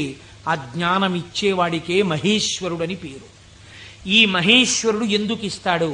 శంభునామాన్ని మీరు గట్టిగా పట్టుకుని ఆ నామాలతో పిలిస్తే, ఏవం శ్రీ శంభుదేవస్య, శంభుదేవుని నామాలు ప్రదోషంలో పిలుస్తున్నారు అనుకోండి, మీరు పేరు పెట్టి పిలవగా పిలవగా పిలవగా పిలవగా ఏమవ్వాలి? ఆయన పలకాలి. పలికితే ఏమనాలి? మీ వంక చూసి ఏవం శ్రీ శంభుదేవస్య నామ్నామస్తోత్తరం శతం అంటున్నారు మీరు. 108 నామాలతో నిన్ను పిలిచాను. ఆయనకు ఓసారి చూసి, సరే పిలిచావు, నేను శంభుదేవుణ్ణి కాబట్టి ఏం చెయ్యాలి? నీ భావాలు మార్చి నిన్ను ఈశ్వరుడి వైపుకి తిప్పాలి. నీకు సత్ప్రవర్తన కల్పించాలి. నేను నిన్ను చక్కటి వాడిగా రూపుదిద్దేటట్టుగా చెయ్యాలి. నన్ను నువ్వు పిలిచినందుకు నేను నీకు చెయ్యగలిగింది అదే. కాబట్టి ఇప్పుడు ఆయన మీకేం చేస్తాడు? ఇదే చేస్తాడు. మీరు ఆయన విసుక్కున్నా సరేనండి. లోకంలో ఒక నానుడు ఉంది, మీరు చూడండి. అమ్మా అమ్మా అమ్మా అన్నారు అనుకోండి, అమ్మ అంటుంది. ఆవిడ ఏదో పోపు వేయించుకుంటూ ఉంటుంది. అంటుంది. అమ్మా అమ్మా, బా ఏమిటి అమ్మా అమ్మా అమ్మా చెప్పు ఏమిటో. అమ్మ నిన్ననే కాలేజీకి వెళ్ళానా అని మొదలు పెడతాను. నువ్వు ముందు తెవులు చెప్దు కాని విలే, కాలేజ్ టైం అయిపోతుంది అవతల అని పోపెట్టా. అది చిన్న బుచ్చుని అంటుంది పిల్ల. అంటే ఈ పోపెట్టేసి దగ్గరికి వచ్చి రా జడేస్తాను, ఇప్పుడు చెప్పు ఏమిటి చెప్తాను అనుకున్నావు? వినకూడదనుకున్నది అనేటప్పటికీ లొంగిపోయి, పోన్లే పాపం వింటే మాత్రం ఏమవుతుందని జడవేయుట అనేటటువంటి ఉపచారం చేస్తూ మరీ వింది అమ్మ. ఎందుకు వింది? 4 మాటలు అమ్మ అమ్మ అమ్మ అన్నందుకు వింది. ఎలా వింది? మీకు ఉపచారం కూడా చేస్తూ వింది. అలా మీరు రోజు ప్రదోషంలో ఏవం శ్రీ శంభుదేవస్య ని శివ శివ శివ శివ అంటే ఆయన ఏం చేస్తాడు? ఓసారో 2 సార్లు అనొచ్చు, 3వ మాట ఏమంటాడు? ఓ సర్లే ఇంక నిన్ను చక్కగా తీర్చిదిద్దుతాను, సరేనా, అందరూ పొంగిపోయేటట్టుగా నీ ప్రవర్తన మారుస్తానంటాడు.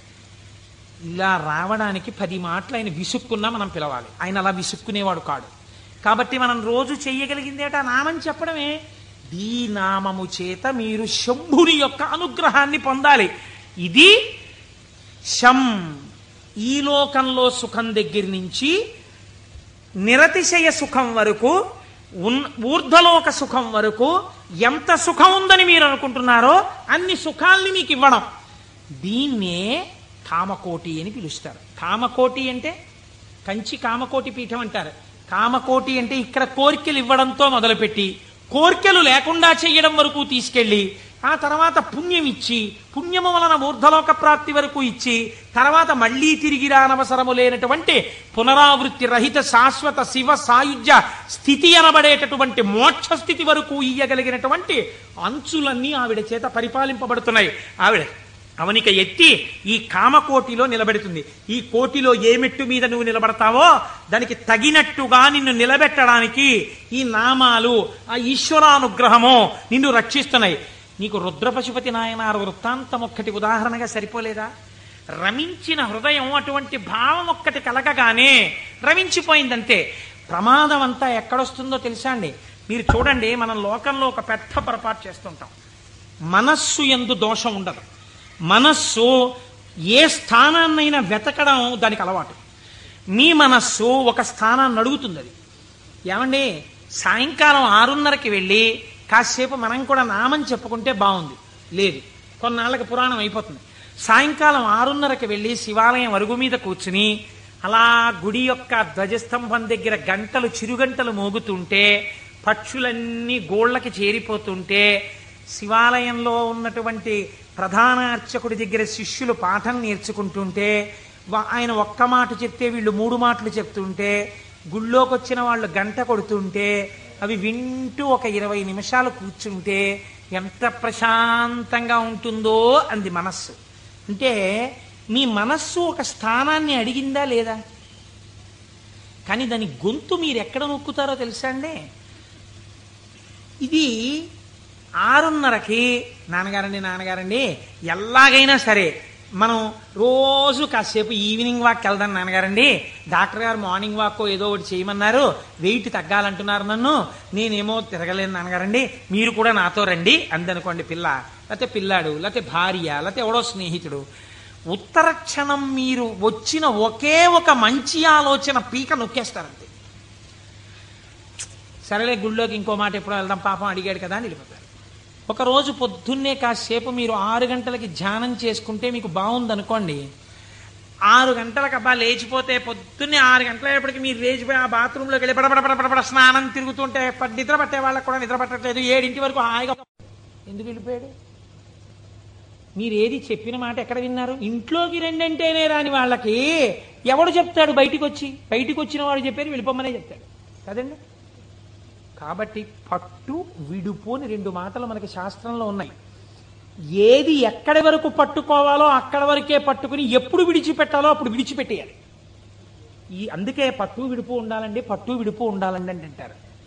పట్టు విడుపు అన్నటువంటి శాస్త్రం మీకు అలవాటు అవ్వకపోతే శంభుదేవుని అనుగ్రహం జీవితంలో రాదు. కొన్ని పట్టుకోవాలి, కొన్ని వదిలేస్తుండాలి. ఇది విడిచిపెట్టేయకపోతే ఇంకా నా జీవితం వెళ్ళదు, నేను అటువైపు వెళ్ళడానికి కొన్ని వదలాలను వదిలిపెడుతూ ఉండాలి. అందుకే ప్రయత్నపూర్వకంగా రాజ్యం కూడా విడిచిపెట్టి వానప్రస్థానికి వెళ్ళారు. ఈ పట్టు విడుపు అంటే అక్కడ నేర్చుకోవడానికి ఇక్కడ కూడా నేర్చుకో, ఇక్కడే రాంది అక్కడే వస్తుంది నీకు, నేను ఏమి విడిచిపెడతావు? పట్టుకోవడం వచ్చు, విడిచిపెట్టడం వచ్చు, పైగా అదో క్వాలిఫికేషన్లా చెప్పడం ఏంటి? నేనండి ఇంకా పట్టానంటే వదిలిపెట్టనంటాడు ఒకడు. అంటే మూర్ఖుడివి, పాకాలంలోకి పోతున్నావు, అది గొప్ప. నాకు కోపం వస్తుంది కానండి, గవ్వుకున్నారన్నా పెద్దలు చెప్తే వెంటనే పక్కన పెట్టేస్తానన్నారు అనుకోండి, మీరు ఆయనకు పోల్దండి అయ్యారు. అంతేగాని నాకే గాని కోపం వచ్చిందా హరి బ్రహ్మాదులు వచ్చి చెప్పినా వినండి అంటాడు. వాళ్ళ కర్మ కాలిపోయిందా నీకు వచ్చి చెప్పడానికి? నీలోంచి వెళ్ళిపోతే చాలా చచ్చూరుకుంటావు. ఎందుకు వచ్చింది? ఏమిటా వ్యగ్రత? ఎందుకు వచ్చిన మాట? కనుక నేను ఈ మాటని ఎందుకు ఇంతలా నొక్కి చెప్తున్నానో మీరు సహృదయంతో అర్థం చేసుకోండి. ఒకవేళ నా వాక్కు యందు వ్యగ్రత ఉండి ఉండవచ్చు. శంభుని అనుగ్రహము వచ్చినా గుర్తెరగగలిగి ఉండాలి.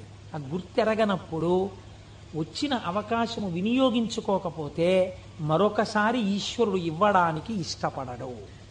కనుక మనకి అటువంటి మనస్సు కూడా కావాలి. ఈశ్వరా, నీ అనుగ్రహము మాయందు ప్రసరించినప్పుడు దాన్ని నిలబెట్టుకోగలిగిన స్థితిని కూడా నీవే అనుగ్రహించు అని మనం ఆ శంభుదేవుని పాదములు పట్టి ప్రార్థన చేసి